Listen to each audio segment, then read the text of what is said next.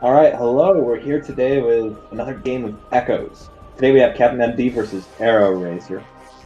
Now this is going to be a good one, guys. I'm really excited for this matchup. These are both very, very skilled players. I'm Purelette, and today we have for tracking Gollop and Samuel6710. Now Gollop, I know, is an absolute champion of the community. It's been pretty pivotal in a lot of these software developments. I know they were the one who made the patch of experimental production randomizer. I do hope we eventually see a tournament of that, but that's probably going to be a while. Anyways, we're about to start here. This game is going to be pretty normal. There isn't really too much that's diverging. I actually have to check real quick to see what our settings are. Of course, we're going to start in Great Temple. And we're going to first get our first item here. And we're also going to, of course, read the Violet hint since we start with Violet. Grapple to start is definitely something that's probably an early screw attack coming up. Missile launcher is going to be in Sand Cache, so we know we're going to be getting an early ambush translator. Put that into logic. And we're going to go down and fight Dark Alpha.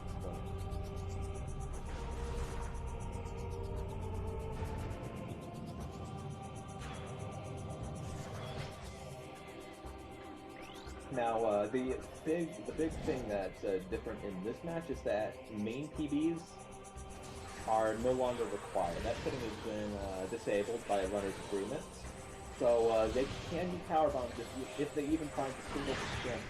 That's going to change the way that these players are going to be playing quite significantly. It actually doesn't affect the logic that the randomizer uses to place pickup, but it does affect quite significantly just the way that this seed is approached.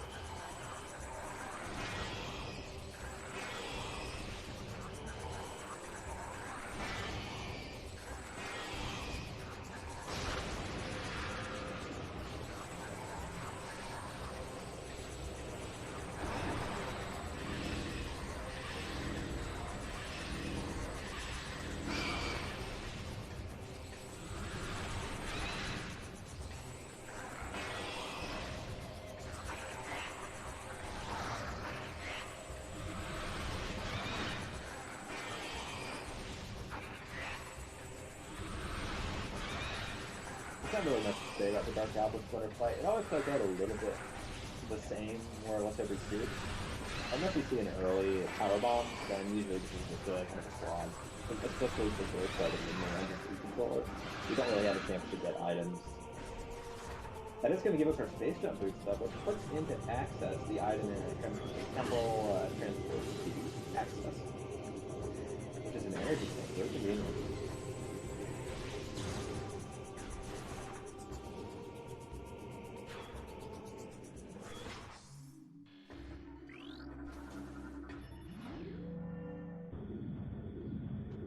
We're just going to be heading down the elevator now, heading into not industrial site, temple assembly site.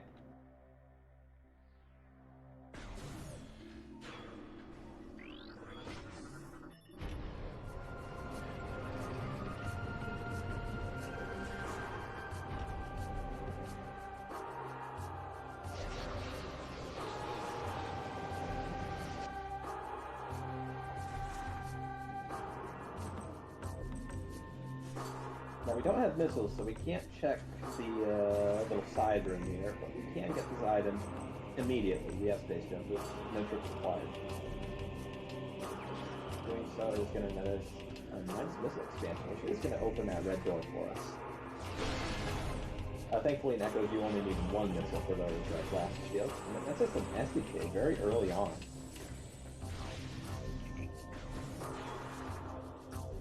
Now we do need 9 of those before we can beat the game, so getting one this early, this is actually our, that would be our 4th item if we don't count Violet Translator, so that's incredibly early. And so there's still 8 more, so we're not going to get the rest of those Captain is choosing to immediately head to A-Gun, that's the sensible choice here, right? There's not really much we can do in Temple Ground right now. Besides, of course, this elevator item check, which is going to net us a screw attack. That's going to be really, really handy to have.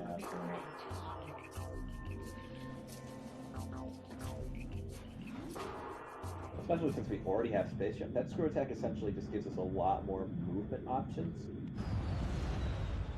And the translator is in portal access A. Very, very nice. That's really, really early on. We're going to be able to get that with basically no items. So that's another, that's probably our amber to open up the item in sand cache. It's going to be really, really good. That, of course, is going to be our missile launcher, which we don't need, but it is logically expecting us to go get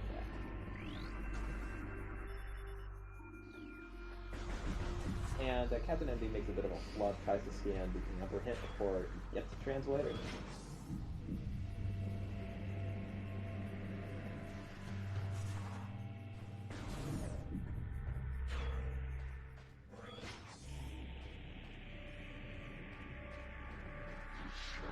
That's a red key in mining station A. Hopefully that's seeing how to do that. It's basically, we do have space jump right now, so we can go up and get it just by jumping out from the warlock hives that are going to be in this room. So if we go fight Bomb Guardian, that can sort of complicate things a little.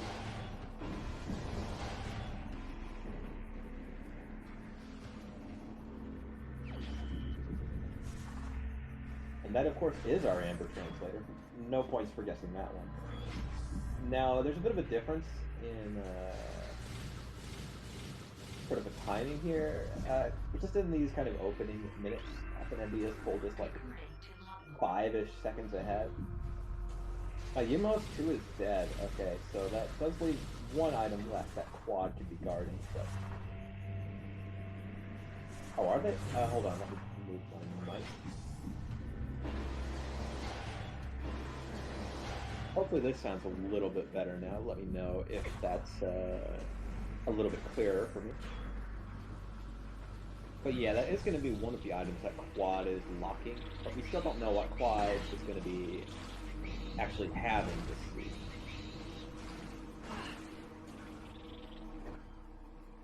Now we see Captain immediately climbing up to go get this item off of the Warwasp Hive that I mentioned earlier.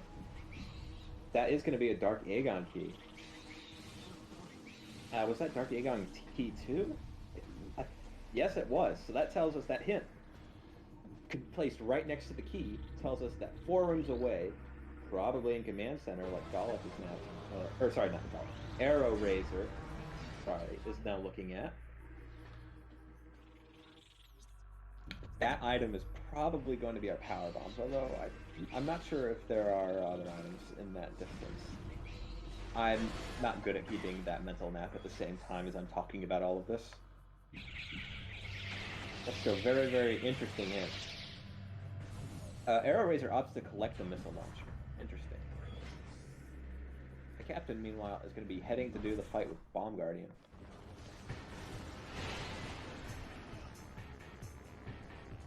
Now, these barriers are normally destroyed with the bombs because, you know, this is Bomb Guardian, you use the bombs to get out after the fight. But they can actually also be destroyed by screw attack as well as power bombs and probably a few other things. Immediate attack, which is really not great. In fairness, there's not really a lot that Captain could have done there since that came out so fast. But it's not good. AeroRaiser gets a little bit better luck in that regard. Although Captain still has a bit of a lead just coming into the fight, which he is going to maintain coming back out.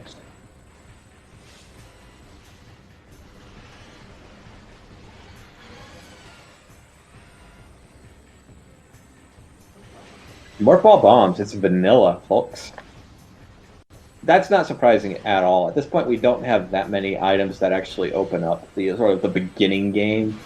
So finding bombs there is really expected.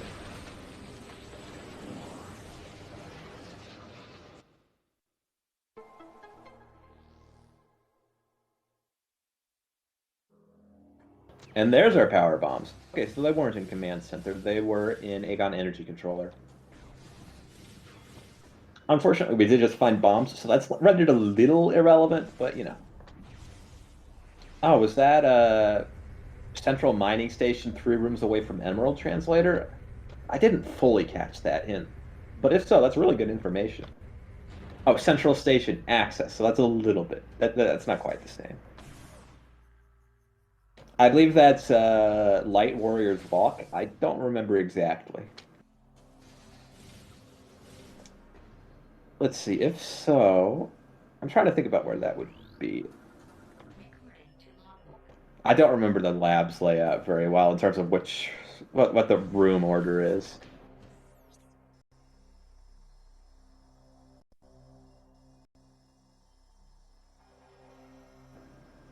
Oh wait, it was an up to 3 rooms away, wasn't it? Not an exactly 3 rooms away. That opens up a lot more possibilities, doesn't it?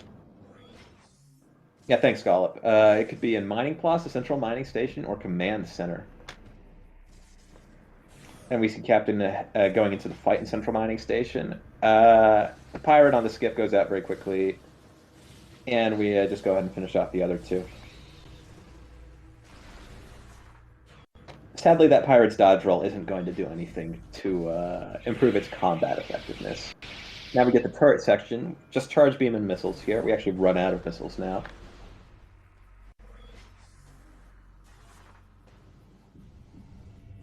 Meanwhile, it seems like we are going to be seeing some divergence. While Captain is going to be going straight into Pirate Labs, AeroRaiser is choosing to check the item in mining access. It's a missile expansion, not what we're hoping to see. It's also possible that AeroRaiser may opt to head into the Dark World since we do have bombs. We can do that. Captain, meanwhile, entering command center through the vanilla route. We will be forced to raise the blast shield and do the pirate fight since we don't have the dark beam. But an annihilator beam is granted to us in exchange. Very good news. Very good news. Now, an annihilator beam isn't actually that useful compared to the dark beam and the light beam since it doesn't open doors, it doesn't flip crystal switches. There's a lot of things the other beams do that the annihilator doesn't. But it opens portals. It activates the uncharged portals for both directions.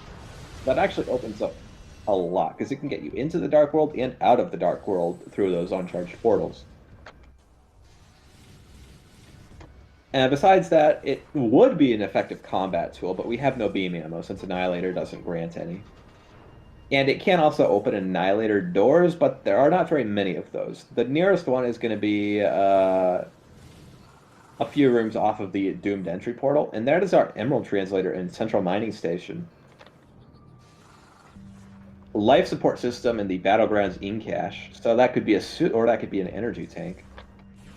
It's most likely the energy tank, but you never know. We don't have a dark visor, though, so even though we have the screw attack, we can't technically get that high in the room. We can maneuver up to it. We don't actually have a way to destroy the in-cache and get the item. Captain only just now getting the stand cache item. Of course, he should know that it's a missile launcher, although it's possible that, you know, it's easy to lose track of sort of the less important hints. At the same time, though, missiles are good. We only have 10 missiles after it, so it's definitely a good investment to go get it, because now this turns on good drops. If you are completely out of missiles, and you have a capacity of 10 missiles, the game will just hand out 10 missile drops like candy. It will give them away to you if you are hurting for missiles. That was actually an intentional choice by the developers. Prime 1 does not have that generosity system built in, so in Prime 2 they kind of want to avoid it. They wanted to avoid that problem that you would get in Prime where you would be out of something you need and just be shooting a million billion things trying to get a drop. And they did a very good job, but now that we know how the system works, it's very easy to abuse. AeroRaiser opting to head into the Dark World. I think that was a good decision.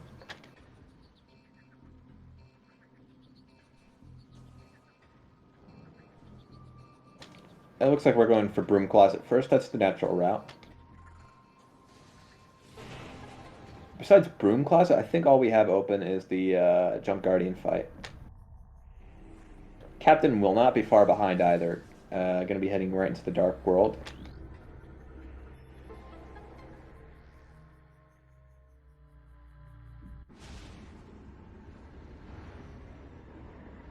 Broom Closet is a cheeseburger. Very pleasant find. We already have the main power bomb, so that's a solid 3 PBs, but having 4 is never something you'll complain about.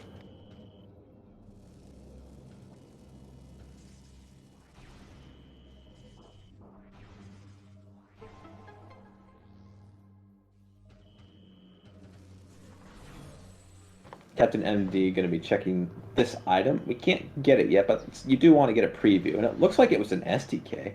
At least that's what it looked like to me. I saw that kind of bluish green lighting, so I'm pretty sure that was an STK. It's actually slightly obscured on my screen due to the way I have some things positioned, but that's kind of what I thought I saw.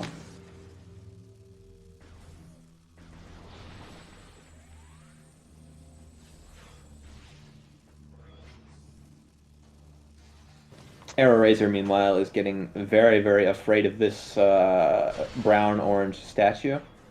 The orange inlays in particular, orange is a dangerous color. You know, you see it at construction sites. It tells you, hey, there's some dangerous stuff here. You want to be careful. And AeroRaiser, of course, taking the maximum amount of precaution, decides to destroy it. Unfortunately, it's indestructible, but hey, it was hiding a boss, and that boss is going to be very weak. In reality, that's actually a strategy. The boss exists in this room before you start the fight, and the developers never turned off its hitbox or made it invulnerable before the fight starts, so you can just kind of shoot it over and over again. Oh, Crossroads was a missile expansion, not an SDK. Okay, I missaw that. But yeah, by shooting Jump Guardian's invisible model before the fight starts, it starts at the in front of the statue. We can actually do a lot of damage. And we actually can't kill it while it's hidden. That's not possible. The last hit can't be done until the fight starts. It will just have 1 HP if you don't manage to finish, or if you don't like start the fight. It will always have at least 1. But it's just very convenient that you don't have to worry about it dodging, and the Jump Guardian can do a lot of moves where it becomes very hard to hit the Jump Guardian, or it can even just be outright temporarily invincible to attacks. So this is much, much faster. And also much, much easier, so it's a no-brainer.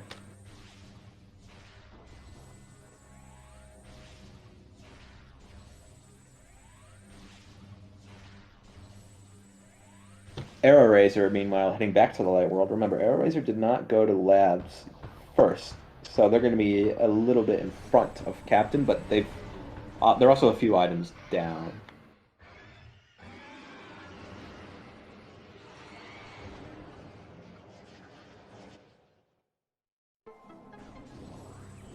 Now, of course, the E-Tank is going to be very much appreciated for both players. Energy is something that you really want in this early game, especially since we don't have any suits. Now, a life support system was hinted at in Battlegrounds, but we just don't have the means to get there, and we don't know that that's a suit. There's, I believe there are 12 E-Tanks in Echoes. There might have been 13. So that's a 1 in 14, a 1 in 15 chance of that being a suit. The odds are a little bit different since we've already found some tanks, but, you know, not great. That's less than a 10% chance. Wait, no, it's not. I'm bad at math. Forget I said anything, but, you know, our odds still aren't great. AeroRaiser deciding to skip labs for now, head back to Temple Grounds.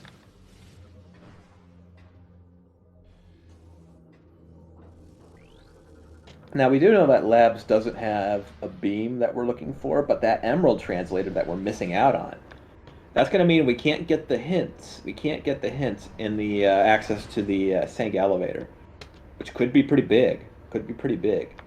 We can't do Sank entrance since we don't have the boost ball. We don't have, you know, we don't have the spider ball either. So that's not possible, but we can absolutely get the hint in that room, and missing out on that is going to suck.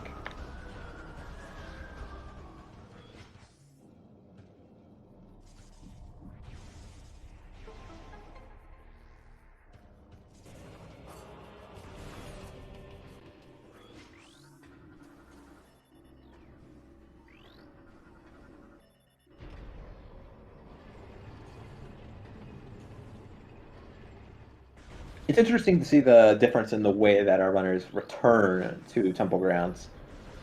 AeroRaiser. Oh wait, sorry, I keep saying Gollop. I'm sorry, Gollop. Gollop is our wonderful tracker. Captain MD. I thought was about to save Warp, but just kind of saves and then heads back to Temple Grounds. Not entirely sure why.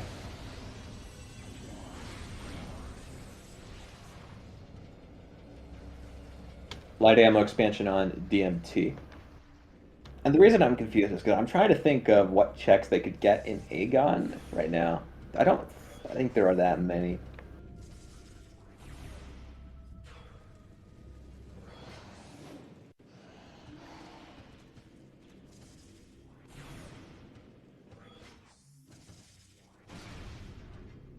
Yeah, I suppose they could one-way doomed entry, but that isn't, I feel like that's probably not the answer.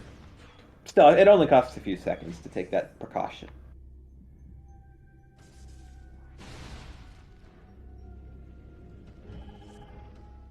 That's our second SDK of the game. Gonna be chilling in cache, or sorry, Hive Chamber B.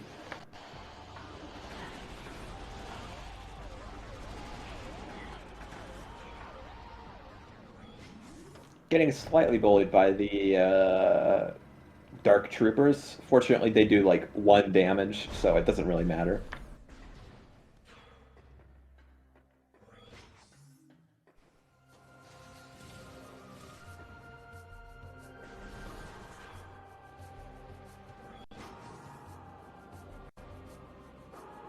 Now that we have bombs, though, and among other items, Temple Ground's very, very open to us. We can do a lot here. We can't go to Plane of Dark Worship since we don't have beams.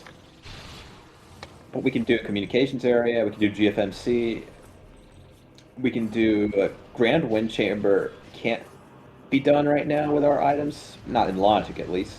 But we can do a Wind Chamber Gateway.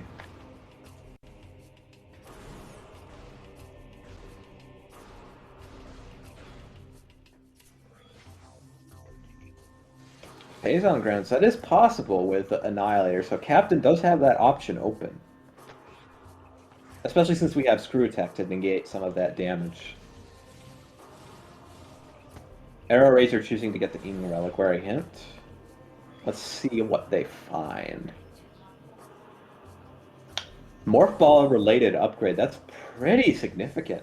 We've already found our Power Bombs and an expansion, so there's... Oh, and that's our Spider Ball in a communications area. That makes the Ing Reliquary hints a little less significant. But it could still be Boost Ball. Boost Ball is big.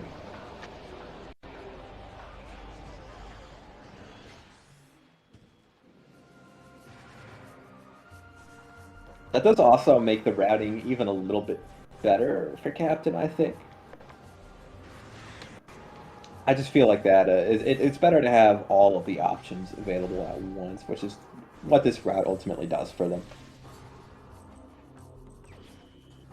That's a dark ammo expansion in GFMC. I don't think we'll see them go and dupe that, but it's so fast it doesn't really cost us anything. That's our second Dark Aegon key. Bad Omen.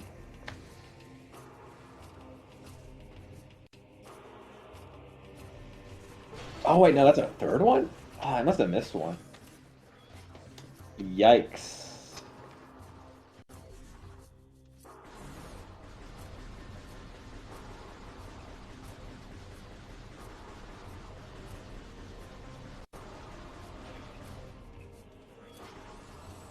Oh yeah, I forgot the one in Transport Center. Thank you.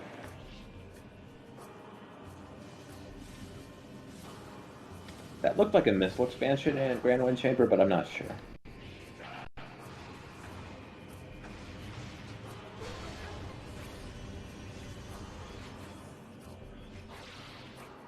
And that's going to be a suit in Gateway.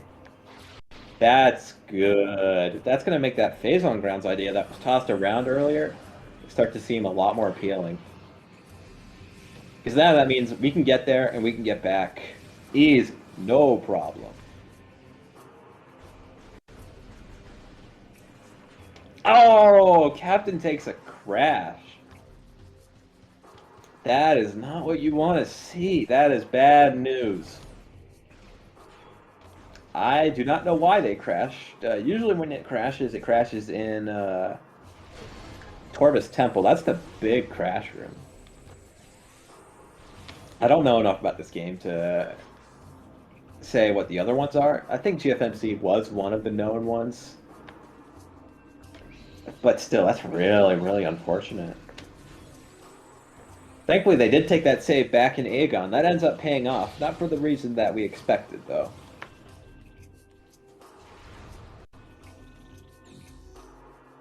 What you would hope for in that scenario is that what you checked ended up being junk, so that a reset would have made sense anyways. But Captain won't have such luck. That Aegon key is sitting there. That spider ball, it's over in communications area. We're definitely going to go get that. And that suit. That suit is waiting for us in Grand Wind Chamber. Yeah, they can skip DNT the second time through. That's good. And Hive Chamber B. Oh, that's Sonic Boom and Transport Access A. Nice.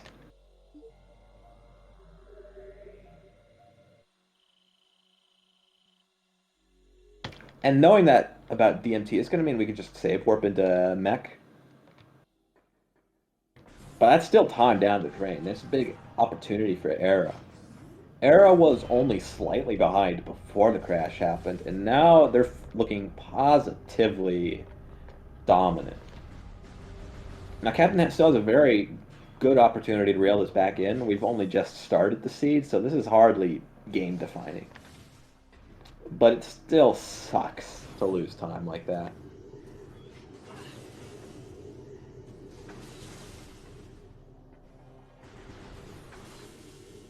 Yeah, DMC was the only light ammo that we found so far. There was a dark ammo on GFMC in the crate. And I think there was one somewhere else as well. Oh, that's right. Hive Chamber B was an SDK. For some reason, I thought it was a red key in my memory.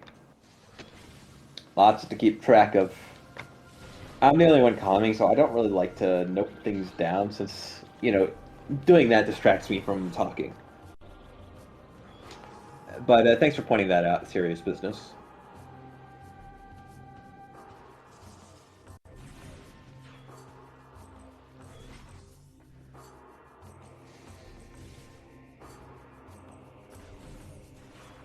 Still, being able to skip DMT is a massive boon, because then you could just dip into Hive Chamber B, which is right next to the elevator, and then get right back out.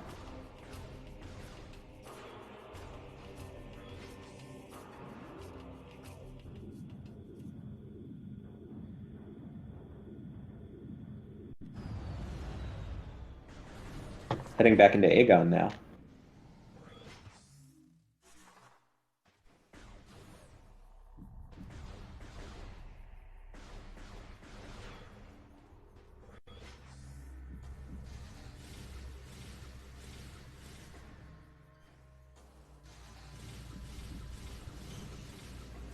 Now you're already seeing why Screw Attack can be such a good item just for quality of life in the seed. We're already seeing it used to shave a few seconds off movement and to make things more simple. When you're screw attacking along that path in Mining Plaza, you don't have to worry about the sand pads knocking you off, and you're moving a little bit faster, so that's always nice.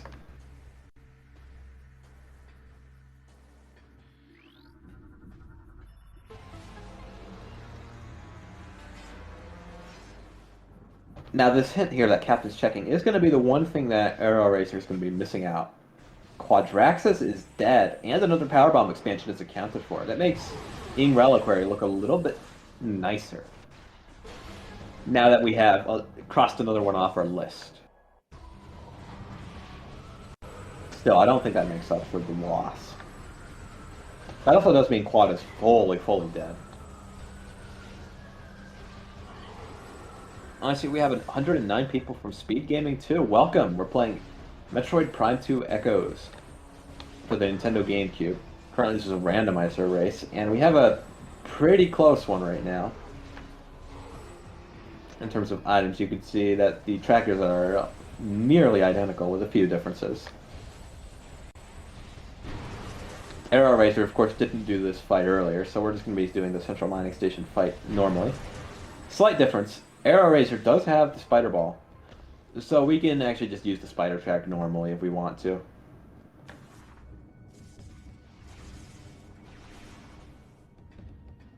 AeroRaiser doesn't, anyways.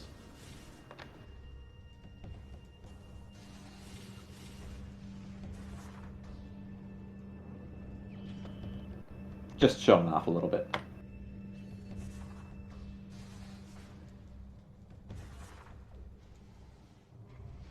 Captain, of course, grabs the dark suit in Windchamber Gateway.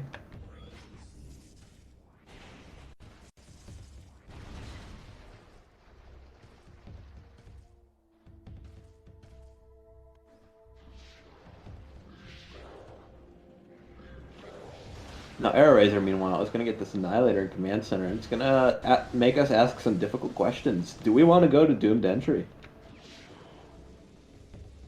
That answer? Probably not right now. But we may see it.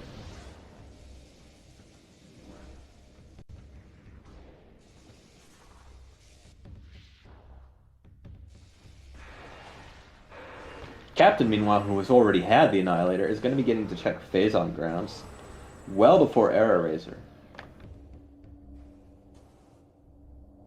And of course, we did have to go into Command Center through the front, which means we have to lower this gate before we can proceed.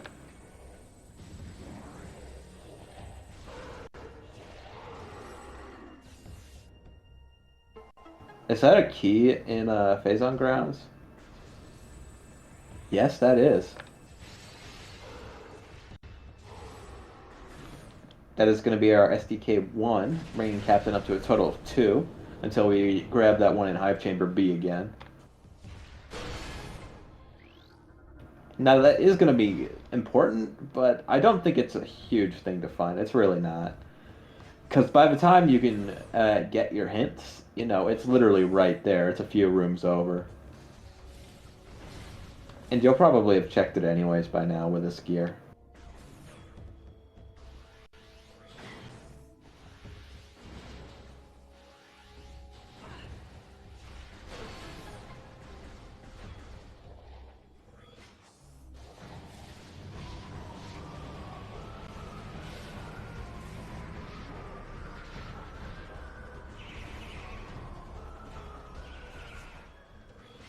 Now, in a minute here, we get to see what's in bioenergy.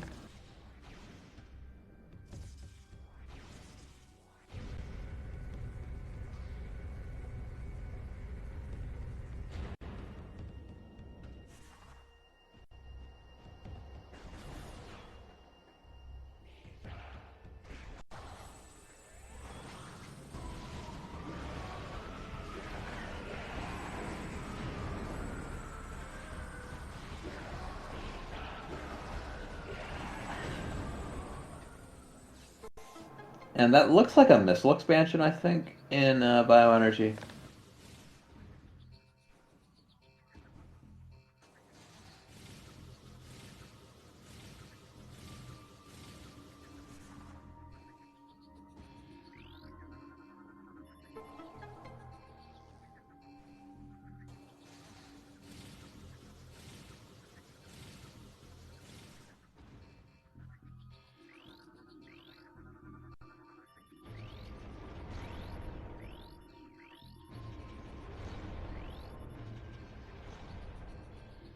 Just gonna solve the puzzle normally now.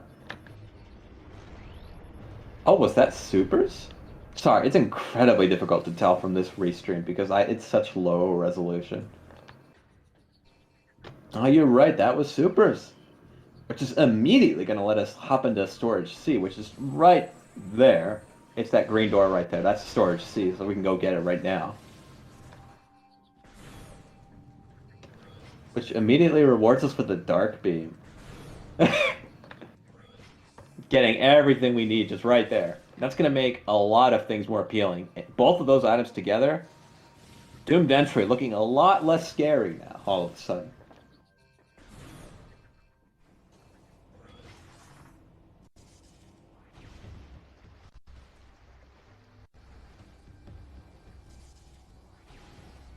AeroRaiser AeroRaiser remembers, oh yeah, I gotta do the lasers before I can move through. Now there is actually kind of a convenient out of bounds in this room if you have screw attack, which we do, where you can actually go out of bounds, shoot the blocks that are blocking your path there, that are activating the lasers on the bottom level, which we can't skip. And essentially just destroy those with missiles and then pop back inbounds and roll through the tunnel. AeroRaiser maybe not feeling super confident with that, so it chooses to do it the normal way instead. It doesn't save a ton of time, and it isn't really necessary, so it's definitely an understandable choice. There are other things that you generally prioritize learning first when you're trying to get good at the randomizer. But that always is a nice little trick to pull out, just to save a little bit. Heading into sand processing now. We don't have the boost ball, but there is a trick we can do here to get into the control room without it. First, though, we're heading into main reactor. We're going to fight Dark Samus. We have light ammo and dark ammo, so we can use the Annihilator Beam, which does, I believe, quintuple damage to Dark Samus. A lot. The Power Bomb doesn't quite finish Dark Samus off, so we probably will be finishing off with Annihilator. Normally that Power Bomb is an instant kill, though, so this is not ideal.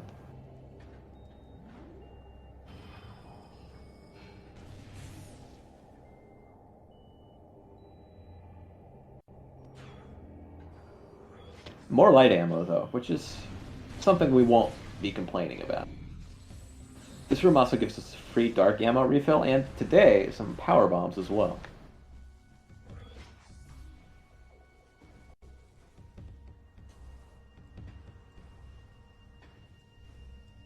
Captain seems, yeah, possibly fighting a Morbus here. With our items, there's not a lot else we can do out of this portal, so that's probably what it is. Beam-related upgrade. Oh, that's not what you want hinted. No, no, no. But yeah, we do have all 3 Aegon keys, so Morbus is wide open. And all you really need to fight a Morbus is the bombs, which we have.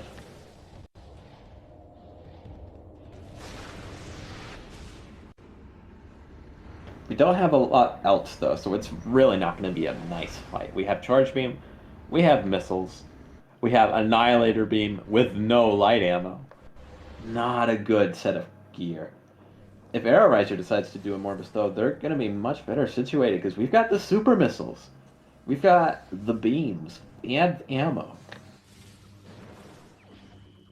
And even more light ammo in Doomed Entry. Yep, we're seeing a Morbus fight.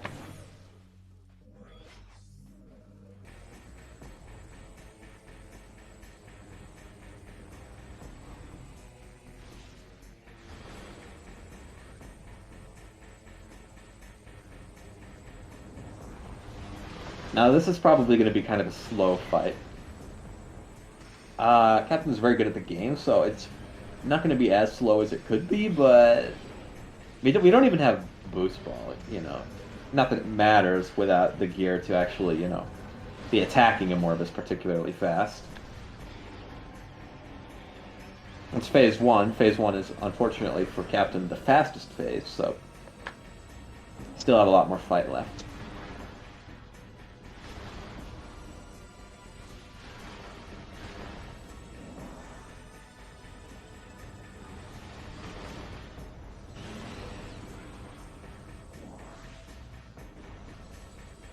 We do have Annihilator Beam, so we can't check this item here, which normally isn't relevant until much later in the game. That's more light ammo. We're finding a ton. That's really going to be, having all of that ammo with your Annihilator is going to be a huge boost to your offensive capabilities. Especially since we have supers, and I guess we also have Sonic Boom.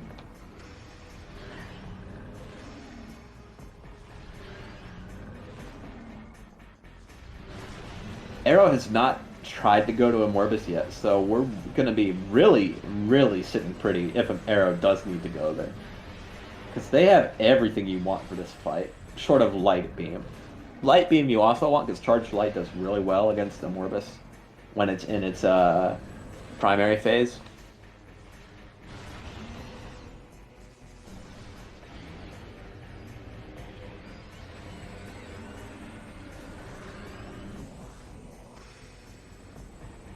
Meanwhile, we're going to be checking the location where Light Beam is normally at in vanilla. Now, if it isn't Light Beam here, we can't get it. That's a red key. We're going to scan it, try to scan it, but we can't get it or else we're trapped in the room. Ing Hive Key 2. We don't need that. We don't need that. AeroRaiser resets the game. We didn't find anything we needed along that way in, going through Bitterwell, going through Doomed Entry up into Fading Pit. All those rooms. Nothing we needed there. So we can just leave. We don't have to turn back around and walk back or anything. Not that we really can.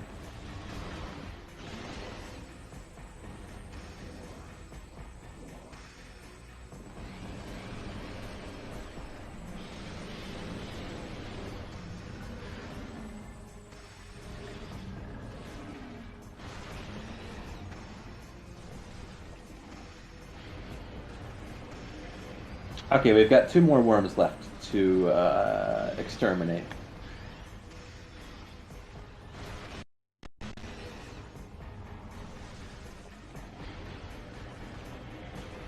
One more.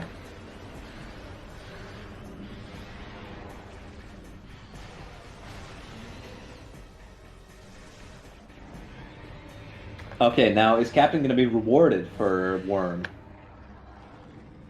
The answer is yes! The answer is yes! That is our light beam. That is huge! That is huge!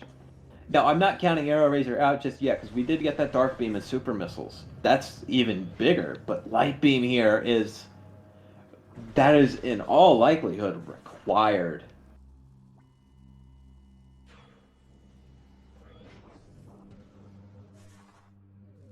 This might pay off huge for Captain if he can play this right.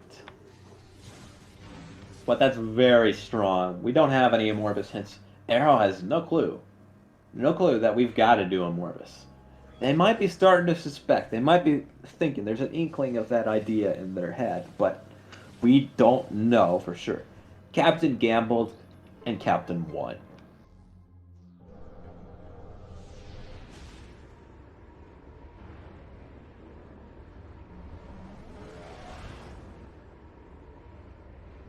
Tumos is dead, so is Quad.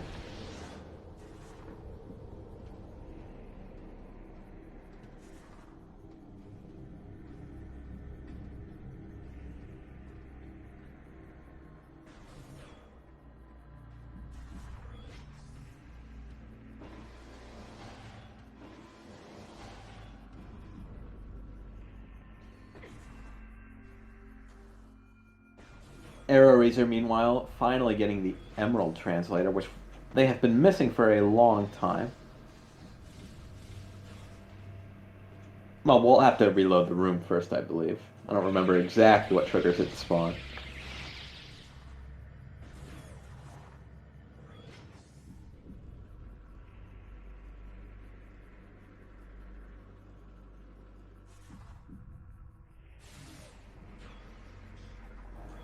And now Captain heads into Sand Cache.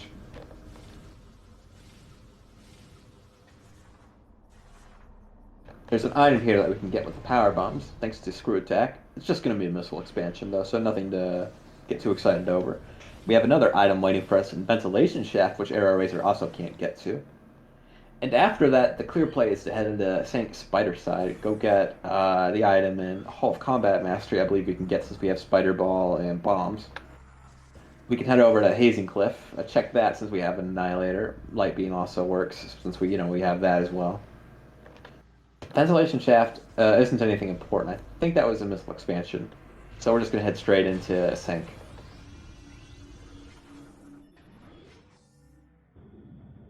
Oh, you're right. My bad. AeroRaiser already has Emerald.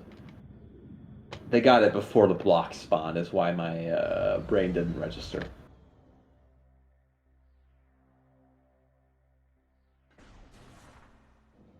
That was just for the key bearer hit.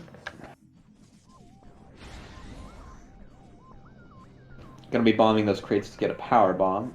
Captain MD will need it here to break the tube.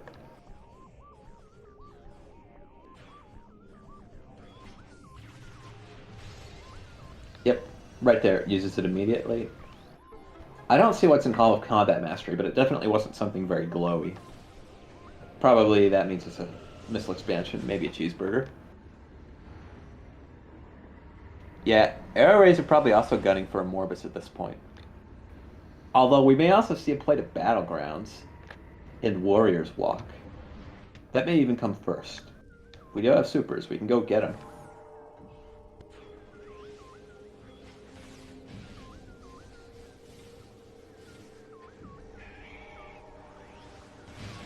That's going to be our Dark Visor, which is making, again, that Battlegrounds, which I mentioned earlier, that's making that look a lot more appealing now that we can check that in cache.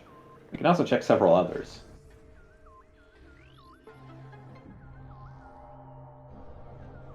And that's a raid from SpeedGaming 4, with 96 viewers come to watch Echo's Randomizer. Now, we're 45 minutes into the seed, and that looks like a pretty full tracker, but don't let it fool you. We've still got a lot more game left to play. Both of our runners are missing some key items. Both are missing at least one of our two main beams, and we still have no clue about Seekers. Seekers, we want the Seeker missiles. We don't have them. And again, we've only found, I believe, 3 of our 9 SDKs so far. You, of course, need, as I said, 9 SDKs to complete the game, and that would make us 6 short.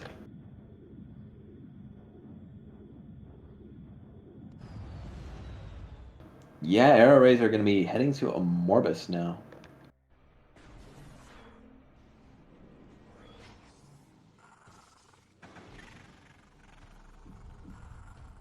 Captain probably feeling pretty good about that Dark Visor.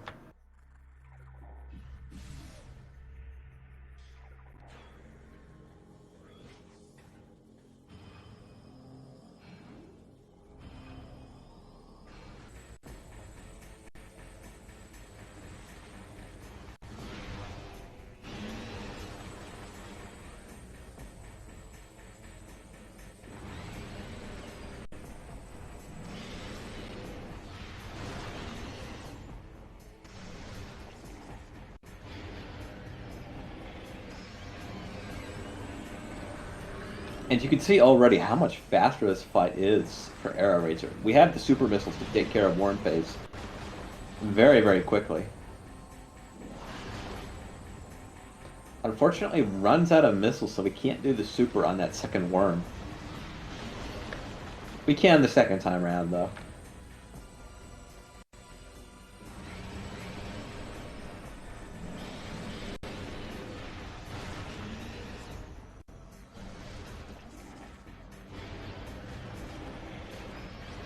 One-third of the way through, assuming we don't get worm skip. Ah, the super missile bounces. That's always a risk. Is that a Morbus can do one of its attacks and end up dodging your missile without really meaning to.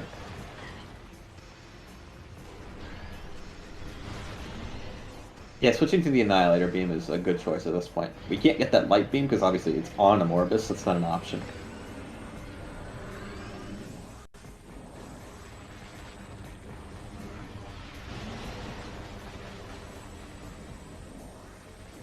Well, Captain also loses some time to this Morbus fight being worse for him.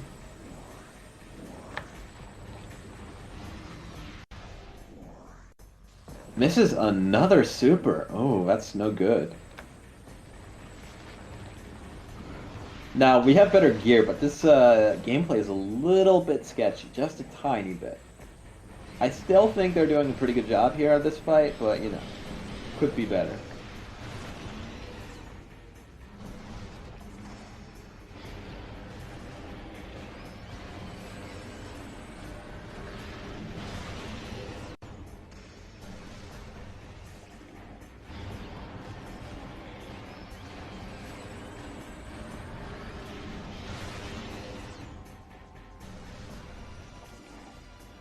And that's time on the boss fight. So now we get to get our light beam and keep moving forward.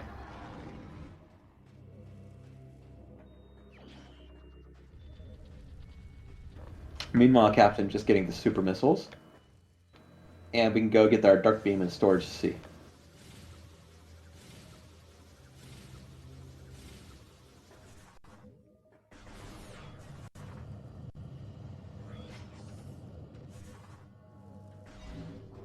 The time loss wasn't huge, but we did have to make our way over all the way from Sank.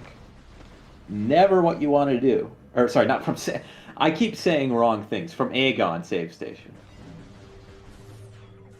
My brain is a little scrambled today, if you can tell.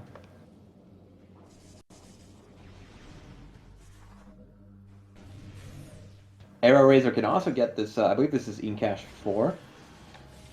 So that's going to be a nice thing to find.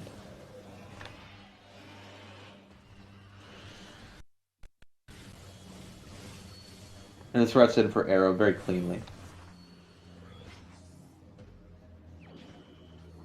That's a Powerbomb expansion. That's another one accounted for. Ing Reliquary looking even more hot. Because we know that's going to be a Morph Ball related upgrade, and we've already seen most of them, so that's looking more and more like our Boost Ball. Could be also our Cannonball. Gall, or sorry, why do I keep saying Gall? Captain MD found the Dark Beam again. AeroRaiser already saw that earlier again, but now Captain's just getting it for the first time.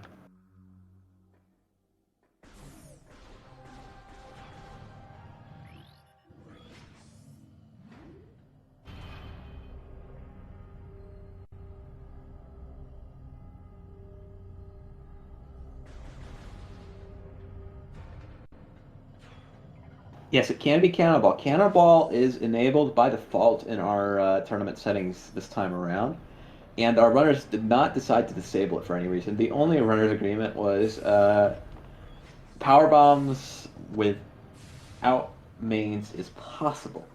We don't require mains for power bombs in this particular race, although that is what the default setting is. Our runners decided against it. Meanwhile, Captain going into Doomed Entry for the first time. Gonna have more options. Again, battle rounds looking very appealing at this point. And it is just the, I believe, the light ammo in Doomed Entry. I'm gonna be skipping right past that. Heading immediately to go get this item. Since we have the light beam, we can skip all of the other rooms in between this and the in between Doomed Entry and Feeding Pit.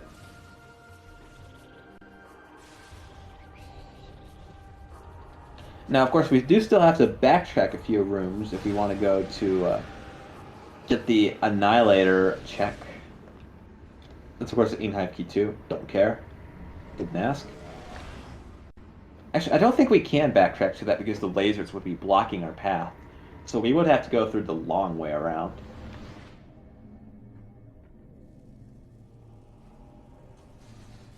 Oh, and Plane of... This is Plane of Dark Worship. That's a red key. Yes, this is Plane of Dark Worship, indeed. He tries to scan the key, he scans the tree instead, and it's an Inhive key. And no bueno, we already know both of our quad checks are dead, and we wouldn't have needed an Inhive key to get them anyways.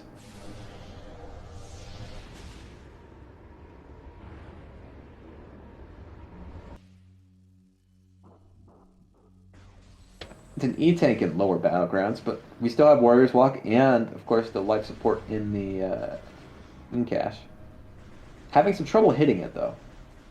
Never what you want to see.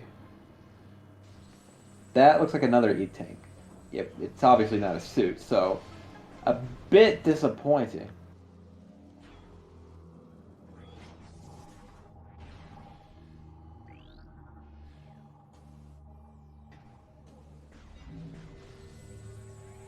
So the Battlegrounds play turns out to be pretty underwhelming.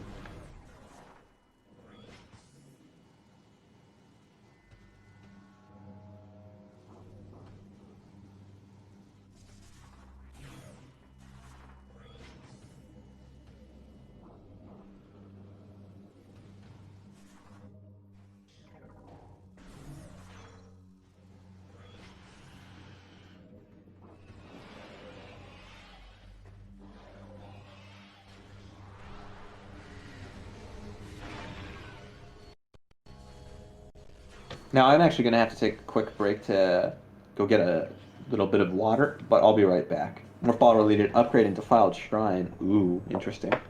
Anyways, I'll be right back. Fill me in on whatever happens while I'm gone.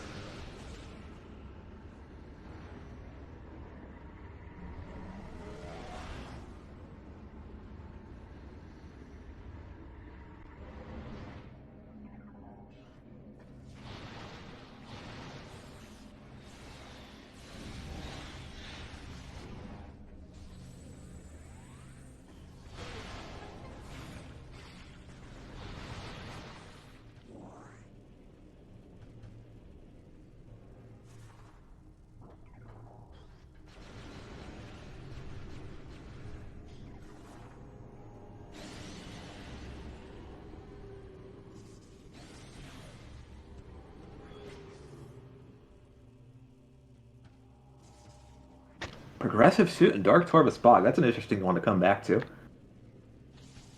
I also saw that there was a beam-related upgrade in a Poisonous Bog, and Captain is heading to check hints.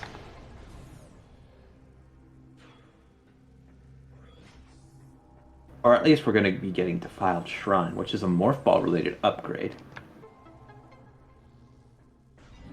That's going to be a cheeseburger, though. A Major and Great Bridge as well. Ooh. Yuck. We're going to be quickly removing those little beam guys. And we're going to be doing Seekerless Seeker Locks here in... Oh, or just going out of bounds. That probably is easier, actually. Echo Visor and Great Bridge. Good find, although I don't know that it's going to be super important. Then again, we did find that Annihilator, so that's opening all of the key puzzles, the Echo key puzzles. As well as, of course, the Transmitter puzzles, which you don't need Annihilator for at all.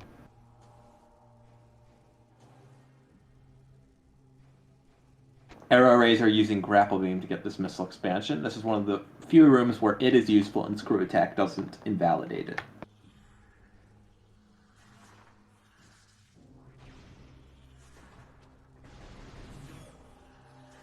Well, you need, in open quotes, Seekers to get your hints, but you don't need them. Of course, Seeker Locks can usually be bypassed with Screw Attack and missiles. And in this room, because there's that Morph Tunnel literally right there, with Screw Attack you can just go out of bounds, like, instantly. Now, getting 2 hints from out of bounds is a little tricky, but just getting out of bounds in the first place, in that room, right next to the door, super easy.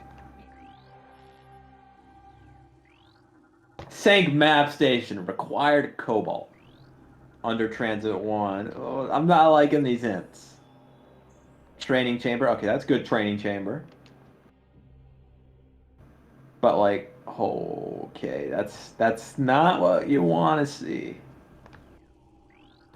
Not good, folks. A cursed lake. Sack chamber. Dungeon! Ah!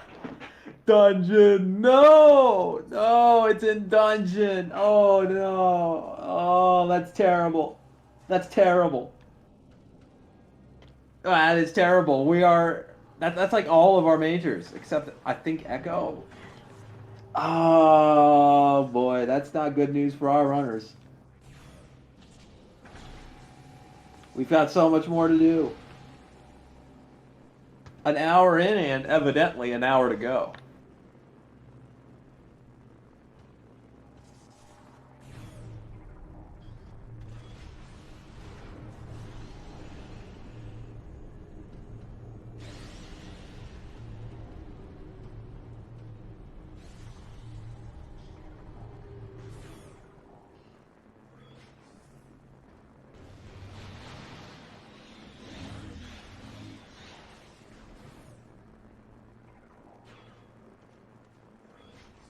Yeah, while these hints are bad, they're not bad equally for both players. This is actually pretty good for Captain in terms of what items he found, what items he's got.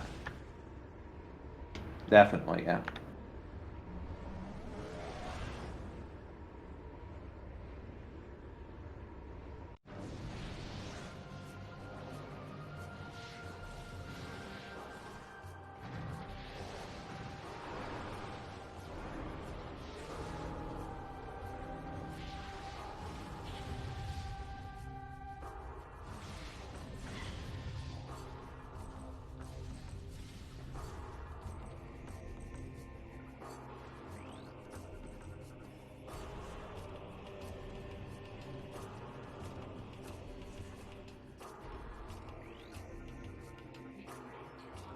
Uh-oh. Torvus key 1.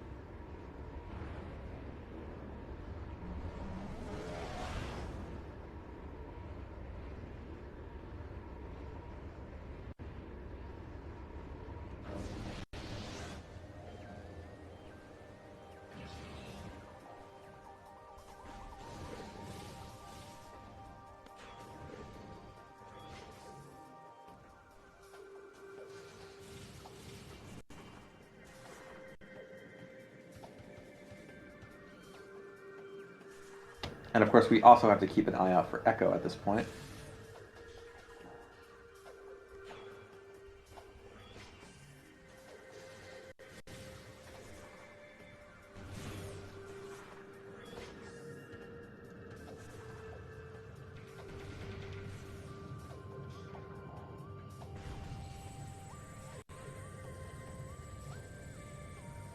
That's Echo for Captain. Yeah, using Annihilator on the Fisher is actually a really, really good way to refill ammo. Charged Annihilator takes all of them out at basically a fixed cost, so it's just the best way to get that ammo drop. And of course, Annihilator gets you drops for both beams.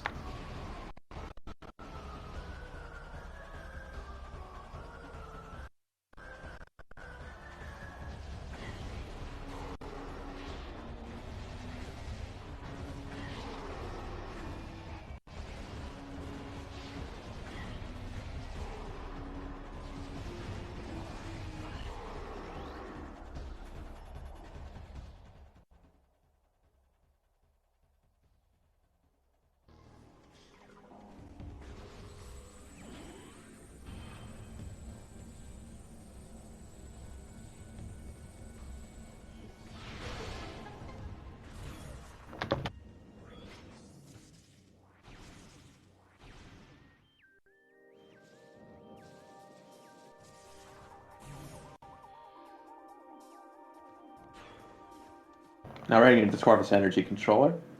We will get another red key. This is probably a Torvus key since we've already seen two Inghive keys. That's Torvus key 2. Seeker is in sync. AeroRaiser leaves without hearing the words of Avog. Unfortunate. Avok is not going to be heard today. Nor ever, for that matter, because who cares?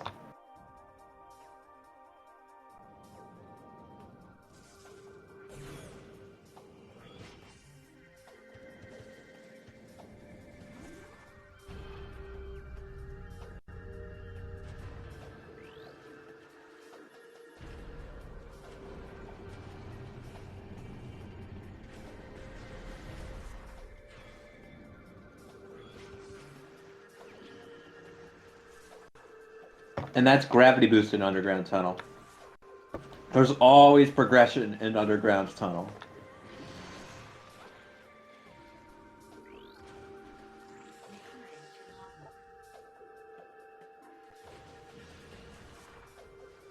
That's really, really good news.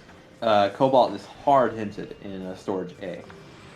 That's going to make things a lot easier once those SDK hints come in for Arrow.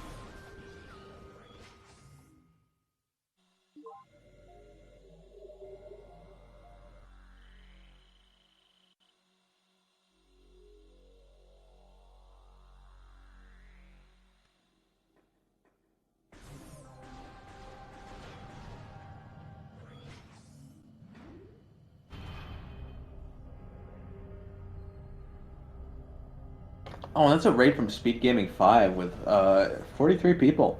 That's 3 raids over the course of this one race. And honestly, I definitely agree with that decision. It's really an exciting race. I can't necessarily do it much justice. We've already found a lot of our items, but we have so much left to go. There's information missing for both runners. Yeah, Captain not getting the Cobalt hint, even though Captain's the only one who knows for a fact that he needs Cobalt. He doesn't know where it is, whereas Arrow does, but doesn't know that they need it. So we have this asymmetry of information. Yeah, that's no good. That's no good.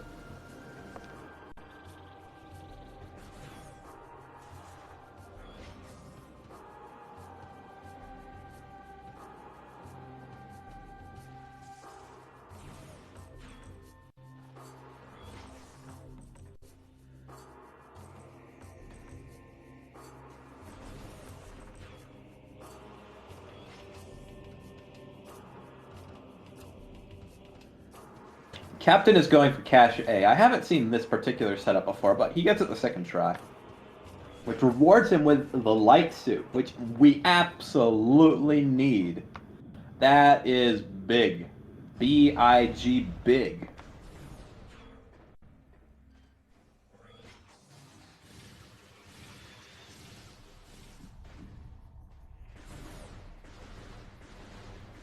Yeah, with the Seekers being in sync, that could be really, really useful because that gets us all of those light beams.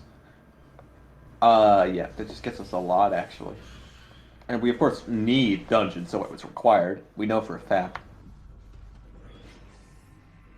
If it's required once, who's to say it isn't required twice?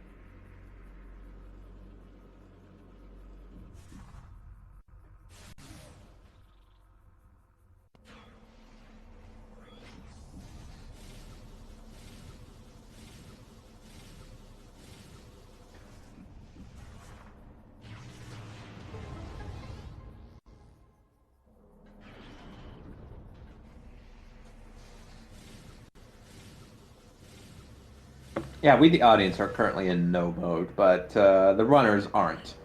Captain still doesn't know where Cobalt is, at least not yet. He's about to, because he's about to pick up this gravity boost and get that hint. And that's going to put him in more or less no mode. But AeroRaiser is in a really nasty spot, because AeroRaiser did not get the suit. Now, AeroRaiser knows the suit's in Torvis, because we all know that. But, you know, missing out on Cache, not great, not great. Now, that's actually kind of one of the harder seeker locks, so I can understand not trying to go for it, but, you know, it still doesn't feel good.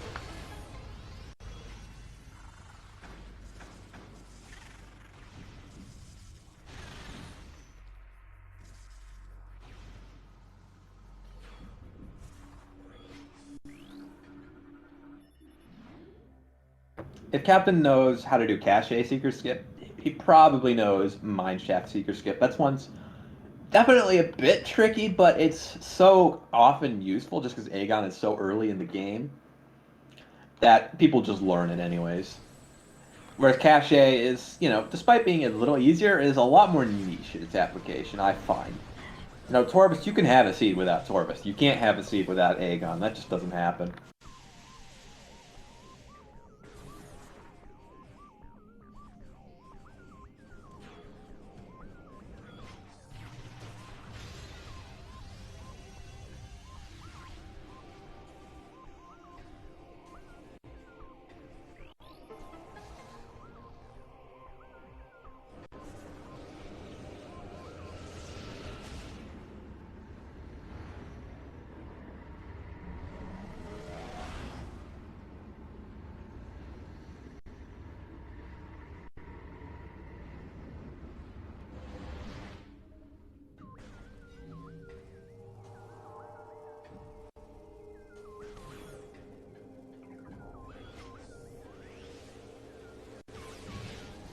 That's either our boost ball or a cannonball in one of the transit tunnels.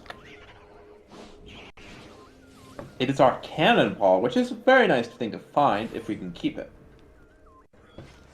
Now, Mining Station B, there is a kinetic orb cannon there, but our runners are good enough to skip that.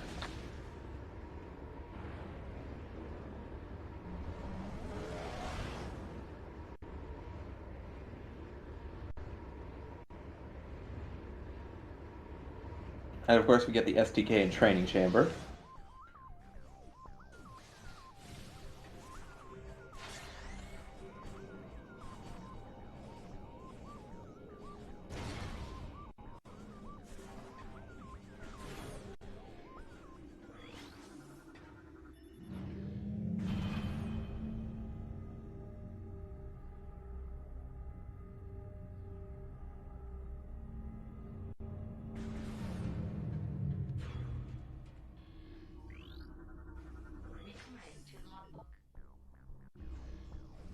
ETM hit.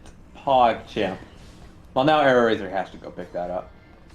Oh, and that's our real boost ball right there. Well, it is possible to actually get that from the little tube that leads out there, but AeroRaiser not feeling too interested.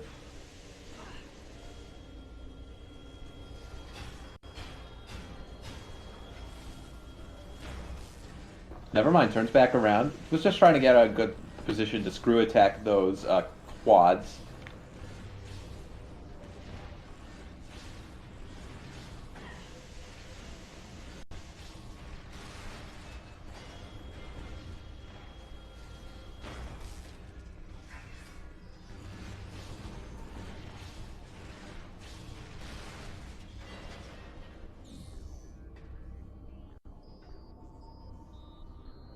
That's another one of our lower Torvis SDKs taken care of by Captain.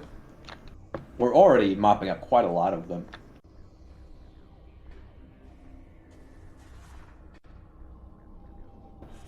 The instant morph here is pretty precise to get into the tunnel, so AeroRaiser is just deciding to peace out for now. Again, we know that boost ball isn't necessary because it locks itself, actually. That, for those who don't remember Echo super well, is actually where you come out of the fight against Spider Guardian. And Spider Guardian to complete, you need the boost ball, at least in logic. Actually, you kind of just need it in general, because the spider tracks in the Spider Guardian fight don't activate until you kill it. So you can't use Spider Ball to beat the fight anyways. And coming in from behind isn't, I don't believe, expected of you in beginner settings. It definitely shouldn't be, at least in my opinion.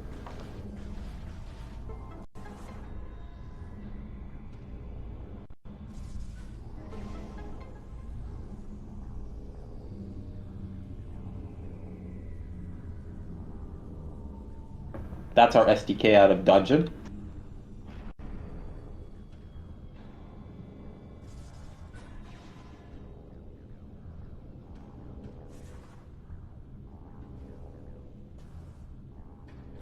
Yeah, it's entirely possible for Randomania to lock items behind themselves, as long as the seed as a whole is completable.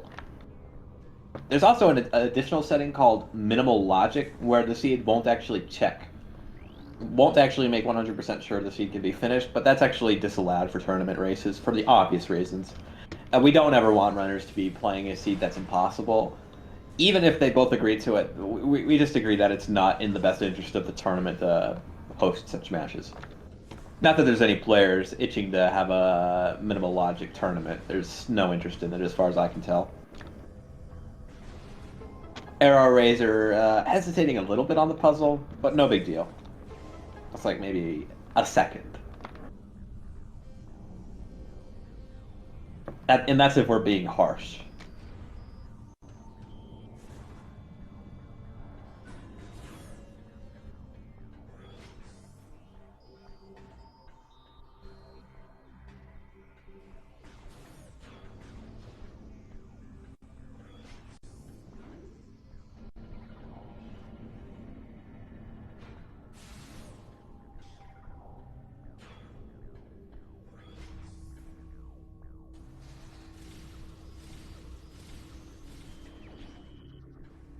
Yeah, there's actually a lot of enemies that only show up in like one room.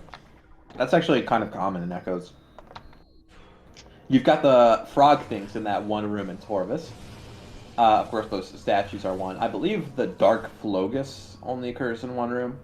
Or, I might be thinking of the wrong enemy, but the lily pad one that you flip over. That's only appearing in one room. Lots of, like, one-room enemies, actually.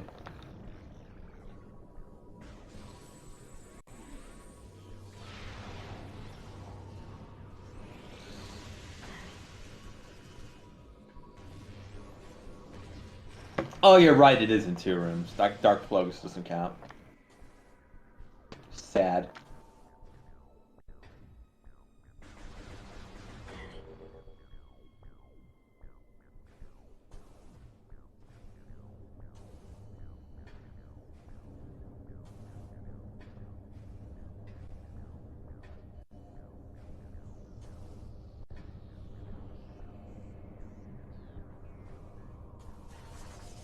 What about drones, the rectangular, basically the walking bricks that are in the room before Sank entrance? Are those one room only, or are those in another room as well? I feel like those are a unique enemy.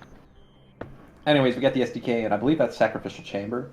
I always forget what that room is called. I'm not good at lower Torvis room names.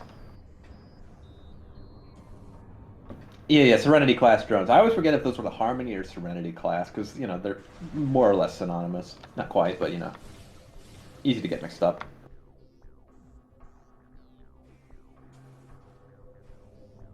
I think Harmonies are the one that drop the bombs and have the, like, you know, the green orbs.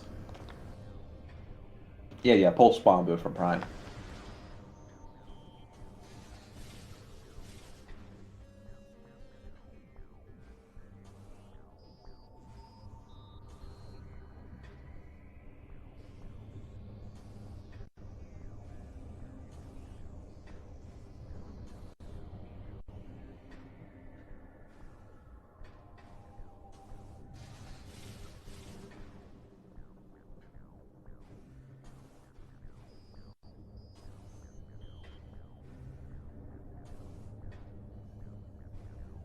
Really, you got killed by the Harmony class drones in sync.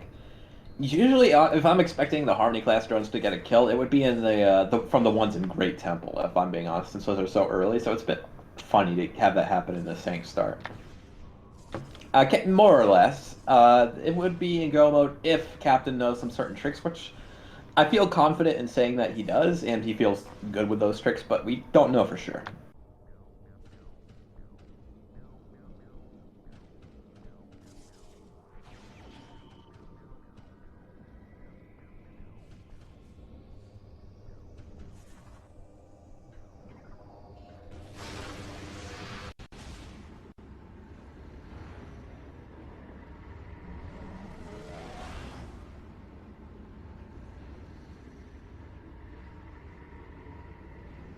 Yeah, I gotta take a save warp here. Or at the very least, a save. But I'm guessing it's gonna be a save and then warp.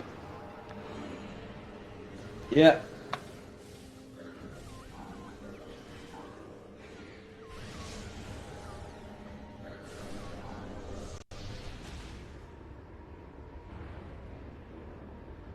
Yeah, Caretaker doesn't count, though. That's a mini-boss. Come on.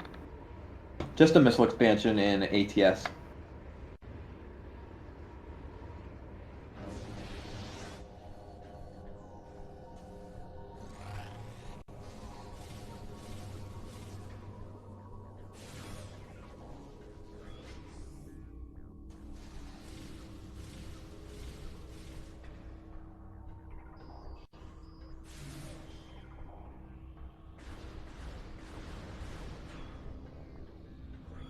Yeah, yeah, sure thing, Aster. Mother Brain doesn't have a health bar either. She's a unique enemy, too. Get out of here. Get out of here.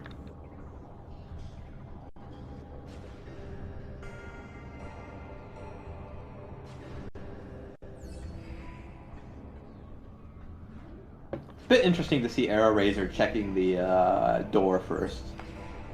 Don't usually see that.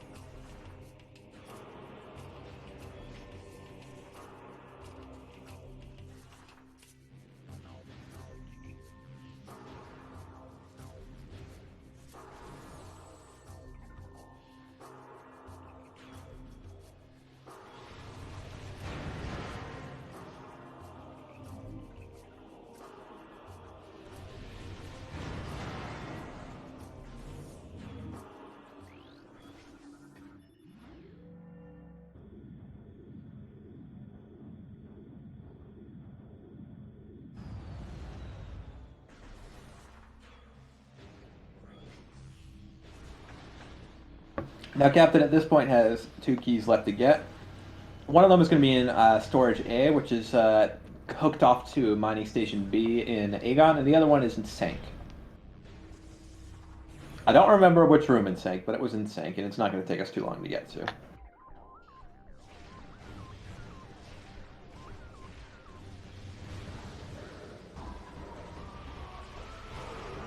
And if we're Captain, we probably don't care that much about Seekers. It would only really save us from that one Seeker lock. Oh no, it was Cobalt in Storage A. That's right. It was in Sync Map Station that we needed that we needed to get the key. Thank you for the reminder, Ivy Paw.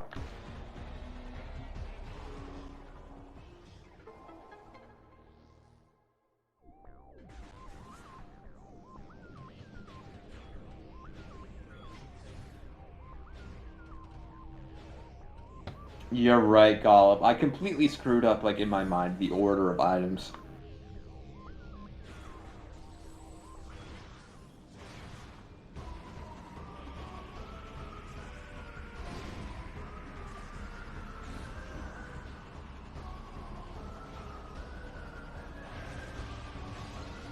AeroRaiser once more checking the door, which makes sense, you know. If you don't memorize these puzzle solutions, it does a good idea. We find the Dark Burst. There's another unique enemy. Only appears in one room every game.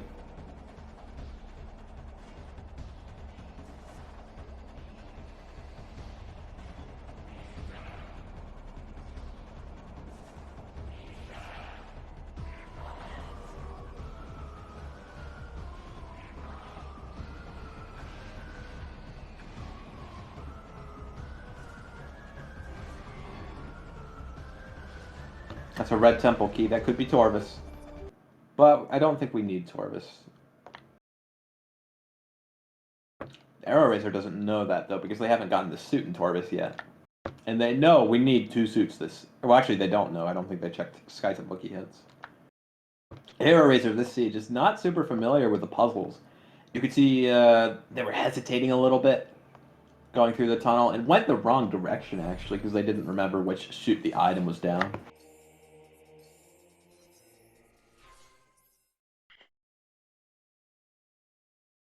And that's Seeker missiles right there.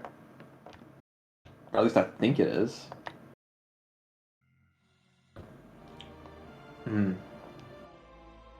Main research. Yeah, the Dark Burst is the unique enemy. It's an enemy of your schedule.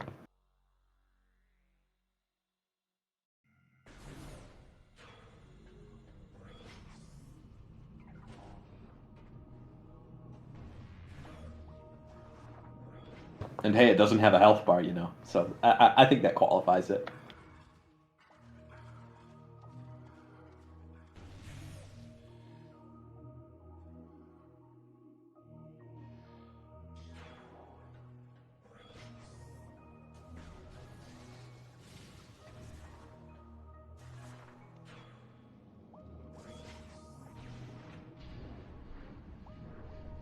And there's our Seeker launcher.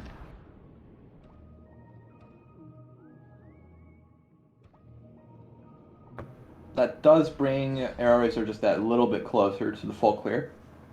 Or to the full tracker, at least. Not the full clear. AeroRaiser also doesn't know where the boost ball is and is just deciding not to get it. So that's... They're missing, really. What they're really missing is that suit, that second suit, and that cobalt. AeroRaiser knows where the cobalt is, though. So the only item they haven't found, they don't know where it is going to be that suit. Although they do know it's in Torvis somewhere.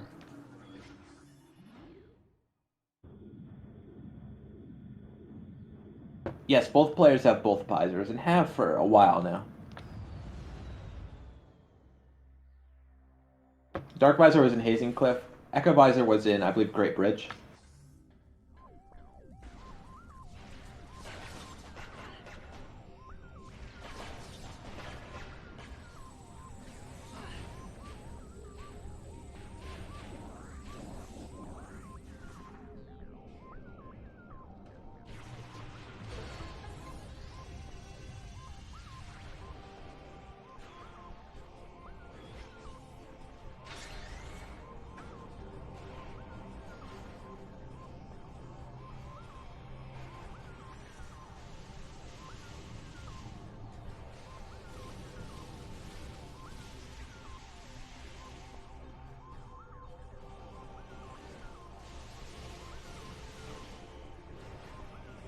Captain lands that screw attack, it's the Seeker missiles.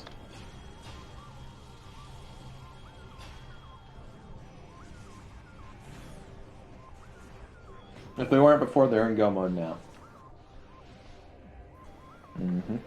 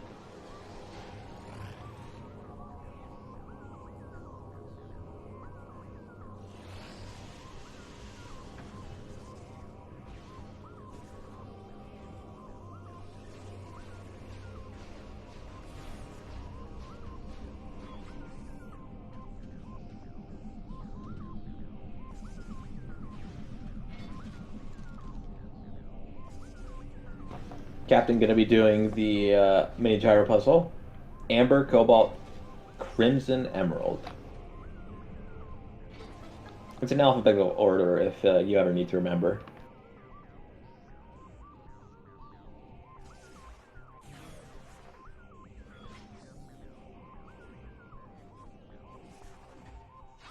Meanwhile, AeroRaiser just now going to check the hints for the run.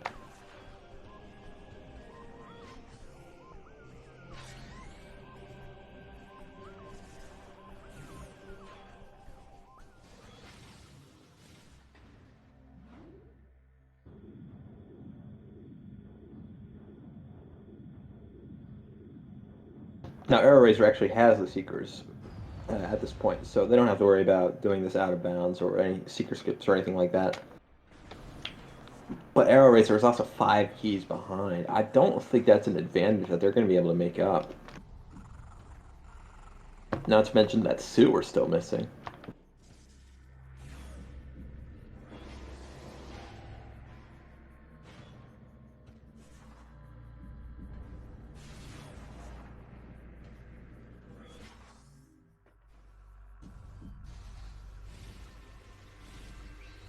We're on Captain's audio, actually.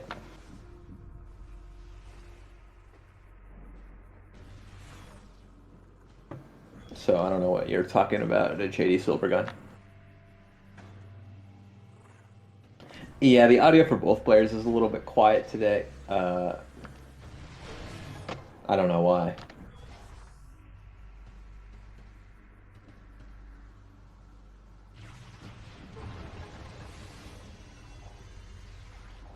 Let me actually bump that up a little bit.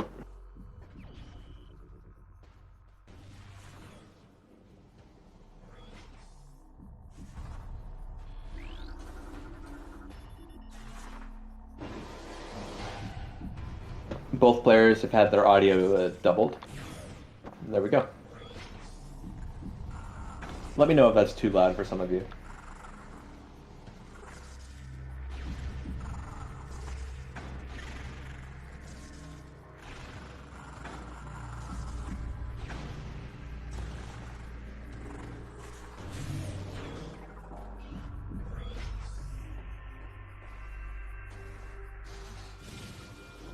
AeroRaiser going to see this defiled shrine item in a second, which we know is just a power bomb. It was a morph ball related upgrade, but well, we already got our boost ball. I guess AeroRaiser, I don't think they found the cannonball yet, so they're still looking for that. Or I don't know if they scanned the boost ball, so they might think that the boost ball is still out there somewhere and that was the cannonball. Though that's maybe a bit of a reach. Okay, Arrow did scan boost ball. Thanks for letting me know, Aster. I assumed they would have as well, but I was just trying to come up with alternate explanations.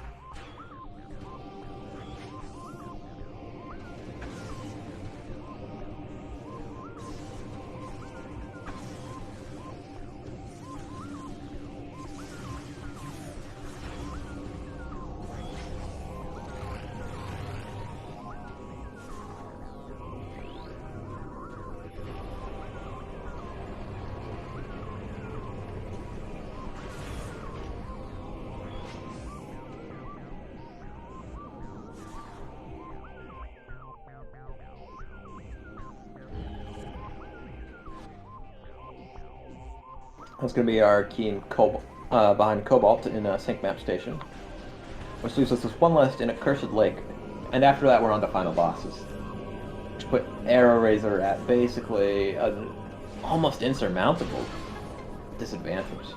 I hate to call it, but I'm pretty safe calling it here. It would take, I think, multiple deaths for AeroRaiser to catch up here. Still, it's some admirable play from both players. Captain just ended up having the better routing, getting the items that he really needed to succeed.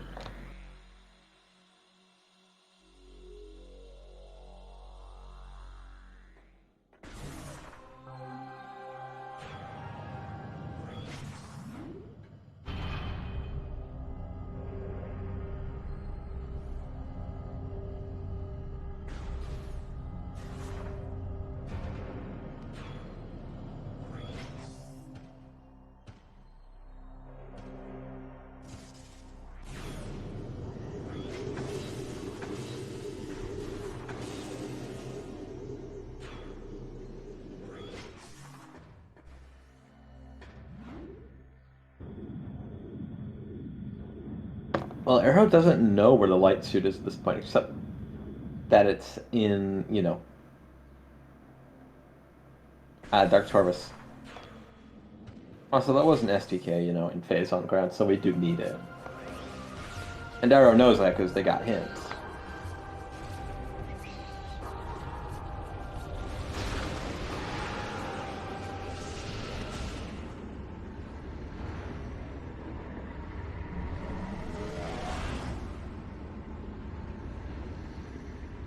I don't think Cannonball is that crucial. We have the Dark Suit and the Screw Attack at this point, and we're not running through any Ink Storms, so we're pretty solid.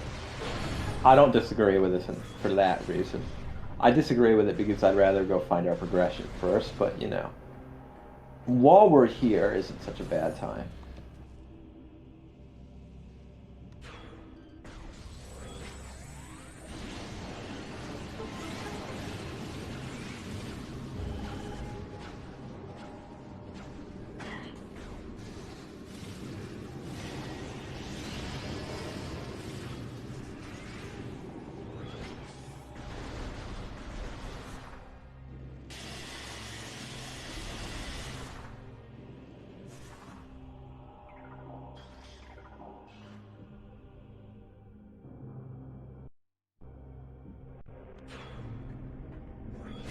By the way, tomorrow we do have two games going on. One is going to be at 3 p.m. featuring Baja Blood versus Mighty Caesar 37. And the other one is going to be at 8 p.m. EST featuring Schwartz Gandhi versus Asder. Asder, of course, being currently in the chat with us today. Good luck on your race. So definitely be sure to tune in then. Hopefully we'll have a speed gaming up for both races. That should be something we managed to get set up.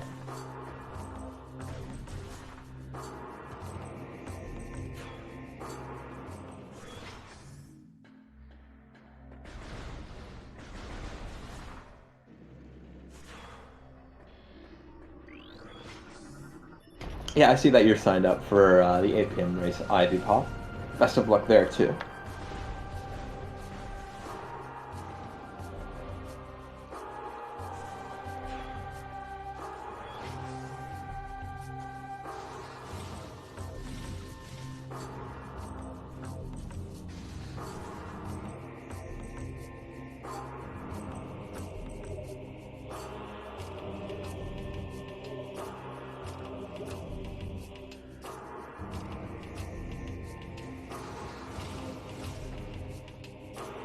Now, when you go on IvyPod, by the way, the secret code phrase that you have to say if there's a major in Mining Plaza is small potatoes. Just a heads up so that you're in the know. You also have to learn the appropriate hand signals. But after you take care of that, it should be all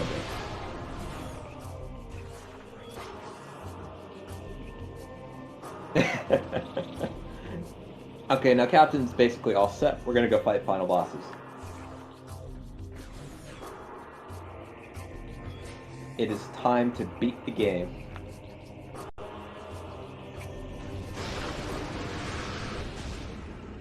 Meanwhile, AeroRaiser only now just getting SDK 4.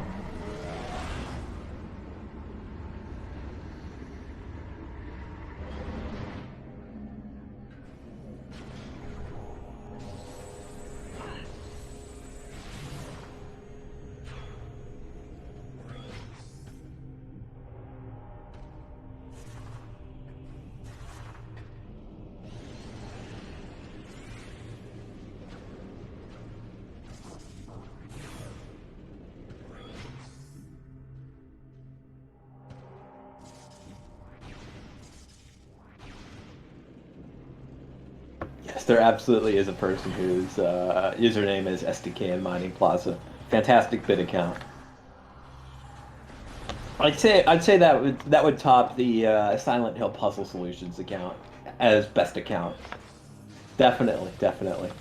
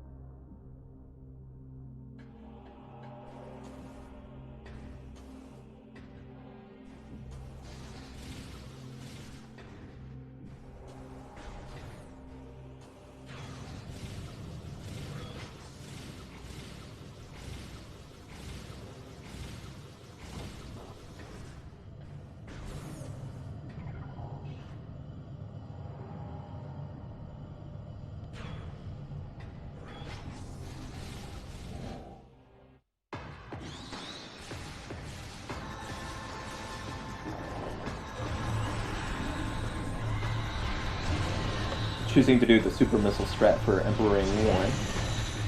It often comes down to runner preference, whether we do super missiles or Annihilator Beam, or a mix of both, as we're seeing here. Annihilator Beam is a little bit easier because you have a lot more individual shots. But unfortunately for Captain, we don't manage to get this in a single phase. We end up expending a power bomb here instead of next phase, which you really don't want to do. Yeah, it was the laser that really got him. You know, that flinches him and knocks his aim off center. Until then, he was doing quite well.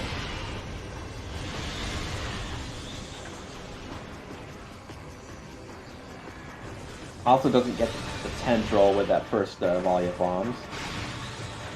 And we don't have our cannonball here, so that's not going to be helpful at all. AeroRaiser does have the cannonball, Captain does not, so those inglets are going to be bowling. Of course, AeroRaiser lost the cannonball earlier, so they don't really have it either at this point, but they did. Yes, PBs are really useful in this fight, which is why sometimes you'll see before they go into the fight, they'll actually break some of the pods in the Sky Temple, sort of the elevator room, I guess you could call it. There isn't an elevator, obviously, but those can give you some PBs, which are really useful for Phase 2 of that fight. They save you a lot of time. Emperor Ring, meanwhile, we're just going to screw attack this hitbox that's kind of a little far under his actual body. This is actually sort of a leftover development artifact, you could call it. There was originally plans to give Emperor Ring some kind of screw attack shield or armor, where you would have to screw attack its knees. And they kind of just never removed the hitbox, and it can still deal damage to Emperor Ring, so that's the easiest way to end the fight.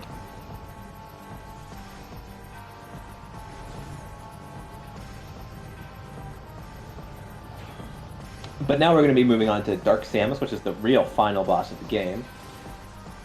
And the finality of this boss is trying to avoid the final boss, really. We do not want to fight Dark Samus 4. We are going to have to fight Dark Samus 3 no matter what, but if we do it right, we can actually do so much damage that Dark Samus 4 essentially dies before starting. Now, first off, we're going to fire a very precise number of shots here. That looked like it was just spam, but it really wasn't. So what we're hoping to do now is, now that Dark Samus 3 is doing this little transition here, we want to be able, after these lasers fire, which Dark Samus 3 is invisible during, we want to get either... Basically, we want to sort of get like a pattern down. We want to get almost a stun lock type thing, where Dark Samus 3 is stuck doing this. Looks like we're going to be going Dark Beam strats. Except no, we're not, because there's Dark Samus 4, too bad. So we don't get any extra damage down before we get the transition to Dark Samus 4, which is really the worst possible outcome. That does suck. Quite a lot.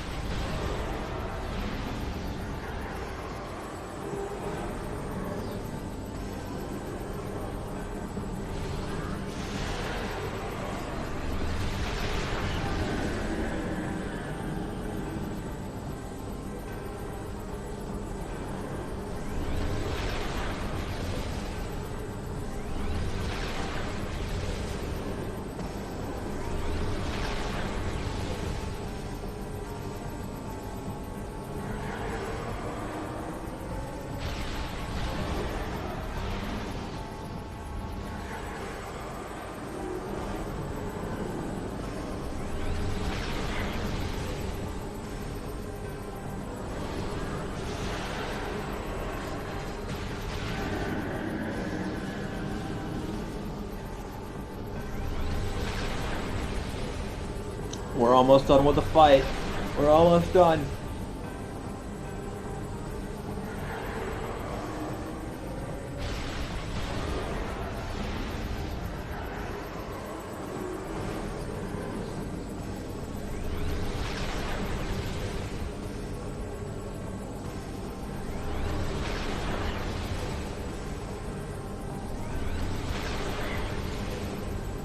My only complaint with Echoes is that it's too short. I'd love it if we could have 8-hour seeds like you get in Zelda randomizers. Anyways, that's done.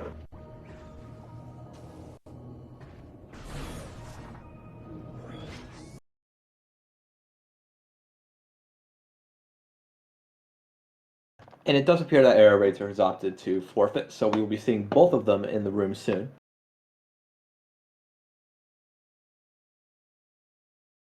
Assuming that the bot can correctly send out their invites. And that is Captain MD joining us in the commentary booth. Captain, what do you think of that seed? How do you think about? Do you think you handled that seed well? I guess I would ask. The end game, I don't think I routed nearly as well as I could have, but I cannot begin to tell you how relieved I am, given I got centered immediately on Dark Samus 4, all because I had the wrong B mount. Oof, good job. GG's. Yeah, so GG, Arrow. So Well there's played. I only had one unknown left to the seed, but I was about to get it regardless. What was the it? only the hinted light suit. The hinted So was it light suit. under Under Temple or Chica? It was neither. A. It was Cache. Sorry. Captain actually got that with a secret. I did Seekerless Cache, so I fell into it. So I actually forgot about Cache. I went straight to Lower Torvis instead of checking Cache. Oh, I would have been punished so bad. Yeah. So I knew where Cobalt was because I got the hint. So I was like, okay, so Torvis into Aegon to grab Cobalt on the way to Sank Map. Yeah, cool. That was my plan as well. The only thing is, I take it then you got Seekers way earlier then.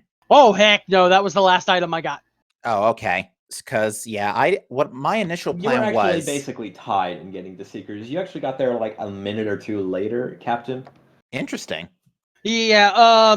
Well, I saw how a lot of these hints were progressing. I'm like, okay, I have these Aegon keys. I haven't hinted a Morbus.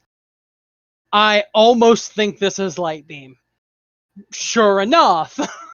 Funny thing, Captain did it before you did. Yeah, Captain I did it without. I'm not surprised. I'm not surprised. I also did it blind. But like, I also wanted to like be thorough with checks before I went straight to a Morbus.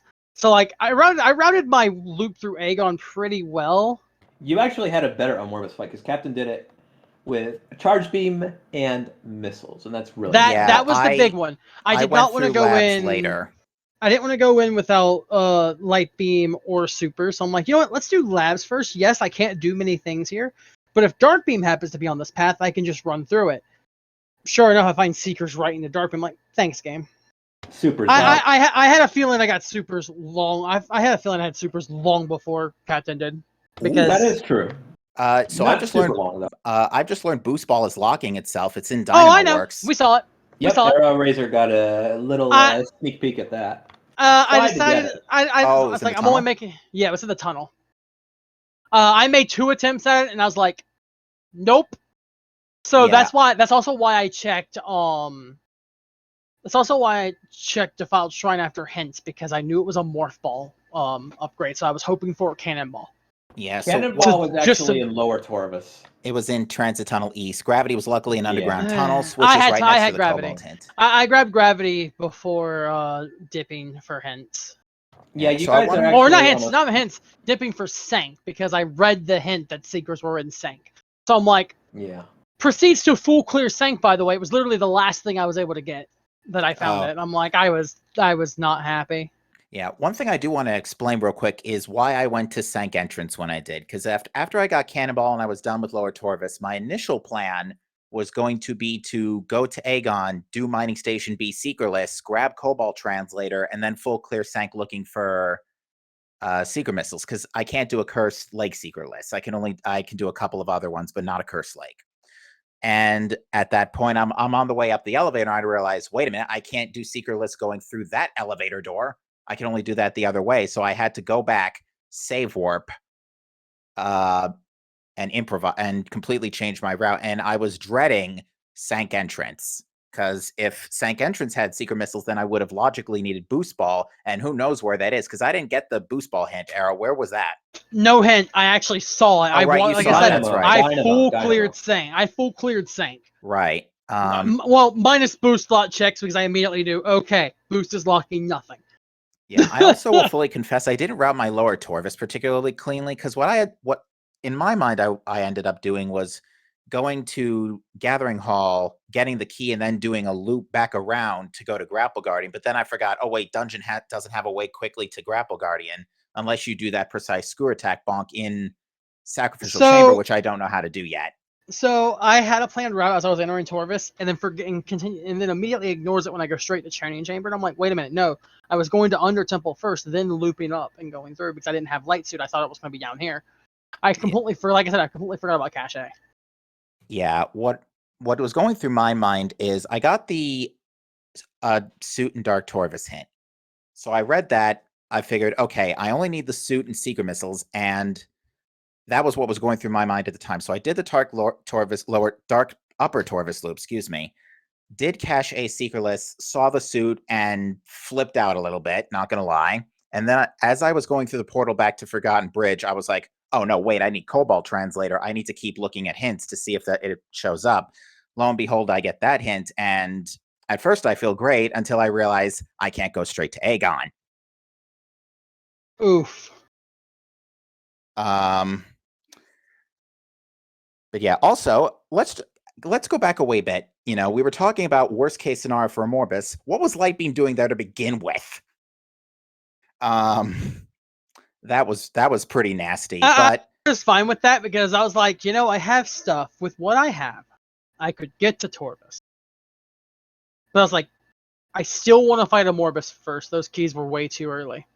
Yeah, I was initially. That always arouses your suspicion, and both of you had the good sense to go fight a Morbus. It's like I don't know where the Morbus hint is. It's probably a Cobalt hint. Knowing our luck, it probably was. But the other thing that Cobalt hint. The other thing that pushed me to Aegon over to Morbus over going to labs to find supers and Dark Beam on my second pass was I crashed at GFMC. So yeah, by that point, I actually felt behind at that point. It was like, okay, I've already lost 6 minutes as is, and this early game seems to be hinting in one direction, but could be hinting in the other. I better go for the one that's going to punish me if I'm wrong. So ultimately, that's what convinced me to go to a Morbus without extra equipment and just. Well, it helps you out in that too, because the one thing that hurt about me putting off a Morbus doing labs first is because I got Dark Beam. I went and did Doomed Entry, and then did the entire loop to check Light Beam. Okay, yeah. What I ultimately did was. I mean, I saved and reset back to the save station, but like that still took a minute or two. Yeah, I think what happened with me is I did a Morbus first, got Light Beam, then went to labs through Vent Area A, and because that gave me Super Missiles and Dark Beam, I was able to do labs backwards and route that area much more efficiently. Yeah, backwards labs is a lot better. Yeah, I think I have that going for me. Although, again, screw attack in 5 minutes. Yeah, so early. Yeah, so many not even in Aegon yet. PBs were super early as Literally, well. Grapple Beam as the first item in the game. We were honestly expecting it, knowing Arrow and I, we were expecting it to be main power bombs, because I'm not going to lie, I forgot I had required mains. We had required mains turned off. That being said, we didn't run into any cheeseburgers before that anyway. No, I ran into quite a few after, but no, I went and I was like, what, I got screwed. Let me fight Bomb Guardian and Jump Guardian and Bomb Guardian, and then if I get bombs on the path, Jump Guardian before I do GFMC, so I only have to do it in one pass. Also, and nice I got lucky with I got lucky with the vanilla bombs. So I'm like, all right, let's go, because the game told us immediately where Launcher and Amber was, so I'm like, well. The only reason I grabbed Launcher to begin with in Sand Cache was because I was still only on 5 missiles and I wanted those drops. Yeah. I think Captain did the same, actually. Yeah, that's the only reason I grabbed mains. Otherwise, I would have left. Sand Cache. I would have left it alone. Yeah, because I had no missiles going into Dark Aegon on my first pass, so I chose to grab them there because I still only had 5 at that point. Eventually, right in the mid game, the game was kind enough to give supers. Yeah, and after that, the game just flooded me with. Yeah, that's exactly what happened. As soon as we got to Torvis, there were missile expansions everywhere. They all came rolling in. Passive roots. Speaking of rolling, how does it feel as the members of the best seed rollers to be facing off against each other? We laughed. We did. We laughed a lot. But yeah, like a ton of missiles. I had 75 missiles right at this point. Yeah, I something else I did that I think also helped is I was able to do seekerless Sky Temple key hints. Yeah, which that was the one thing that worried me. And when I was going to get check hints, and I'm like, okay, ease my hopes just a little bit and show a seeker lot STK that it can't do. And it gave me a cursed lake. I'm like, all right, cool. I don't feel too bad about getting the hints later. Once I got the hints, I'm like, all right, just pick up Light Suit and Cobalt, and I'm done. Yeah, for me it was like, oh, pick up Light Suit and Cobalt. Yeah, I had to as well. But the only downside is I forgot one check in Torvis, and of course that was the answer. Although I gotta Light Suit has been rearing its head so much lately. I mean, just look at Dungeon and Sank map. Sky Temple keys love to be behind Light Suit lately, which is not necessarily a bad thing when the suits are hinted. When I was moving through Sank, and I'm like, all right, so boost is locked by itself. We don't need any boost lock stuff. And I immediately clicks in my head. I'm like, cool, Seekers are not in Sank entrance. Yeah, that was scaring me. That's why I took Cannonball to Sank entrance. It was like, okay, I'm giving up Cannonball here if this isn't Seekers and I'm resetting. But at the very least, if this is Seekers, that's then. I have literally everything else. Actually, not true. I saw Sunburst, did not grab Sunburst because I did not want to fight Alpha Block. Oh my. Yeah. Saw Sunburst, decided to leave it. Yeah, I had Sonic Boom for Grapple Guardian at the very least, but... I was playing the Sonic Boom Grapple Guardian, yeah. AeroRaiser not collecting every beam combo. Kind of cringe. Yeah, I didn't feel like fighting Alpha Block. I am not the greatest at that fight still. I'm joking, yeah, that was given Dark Burst does make it potentially nicer, but that's also still a little bit of luck on that shot. Yeah, Dark Burst double damage I think is one-shot kill, even, if not close. Yeah, but I also am not the greatest at connecting in it. Well, Arrow, GG, and well played. This was still closer than I thought it was going to be. I thought it was going to be a blowout. Yeah, I love close races. So this wasn't too bad at all. And my movement for the most part was very on point. The only thing I struggled with is Watch Station hated me today. Watch Station? Oh, yeah. I never even hit upper floor of Sanctuary. I full cleared Sank. I think that's probably the big difference. I literally full cleared Sank. Outside of boost locked. Yeah, that boost being where it was a little rude. But, Pierre, were there any questions from chat about anything else we were both doing this seed? Not right now, but some more might come in. Again, I mentioned this earlier, but yeah, I got to say, it's definitely very interesting that you guys get matched against each other after being teammates at CJC. Yeah, I know there's not much of a question there, but I do think it's kind of fun. Yeah, it's. That's why I said it's like I knew it's like going into this race, I knew I was losing this round because keep in mind, I'm predominant. I'm more of a Prime 1 player. You're a very good Echoes player, but you're not Captain good. You know. No. No. Captain. Whoa, come on now. So dominant. I don't know. You've had some good races. You've taken some weeklies lately, okay? To be fair, a couple of those weren't necessarily my fault. Don't worry though. I didn't do any this round, but chat be warned, I will be rolling some seeds for this next round. I'll set up some races. Oh my! I had a very busy week, so I was not able to be very involved in the organizing side this week. Next week's a completely different story. I'm available almost all week. Diggle better watch out. You could be coming for her spot. I'm pretty sure Diggle and I are in a mutual contract, and AeroRaiser, for that matter, is in. And once Prime 3 Rando becomes a thing, we're getting Kirby Master in on this partnership because he has rolled some Kirby crazy Prime 3 seeds. Yeah, there we go. There we go. Yeah, Kirby be the Prime 3 best seed roller. And we'll cross that bridge when we get to it. We're not getting too many questions from chat, or any at all for that matter. Well, I know it's getting pretty late. Yeah, we'll wrap it up here. Yeah, it was a great race. Arrow, again, well played to you. Yeah, that was not an easy seed. The beginning felt like, it's like, is this going to be a jet? And then everything just comes to a halt. Yeah, honestly, I started getting scared as soon as I crashed at GFMC. Ooh.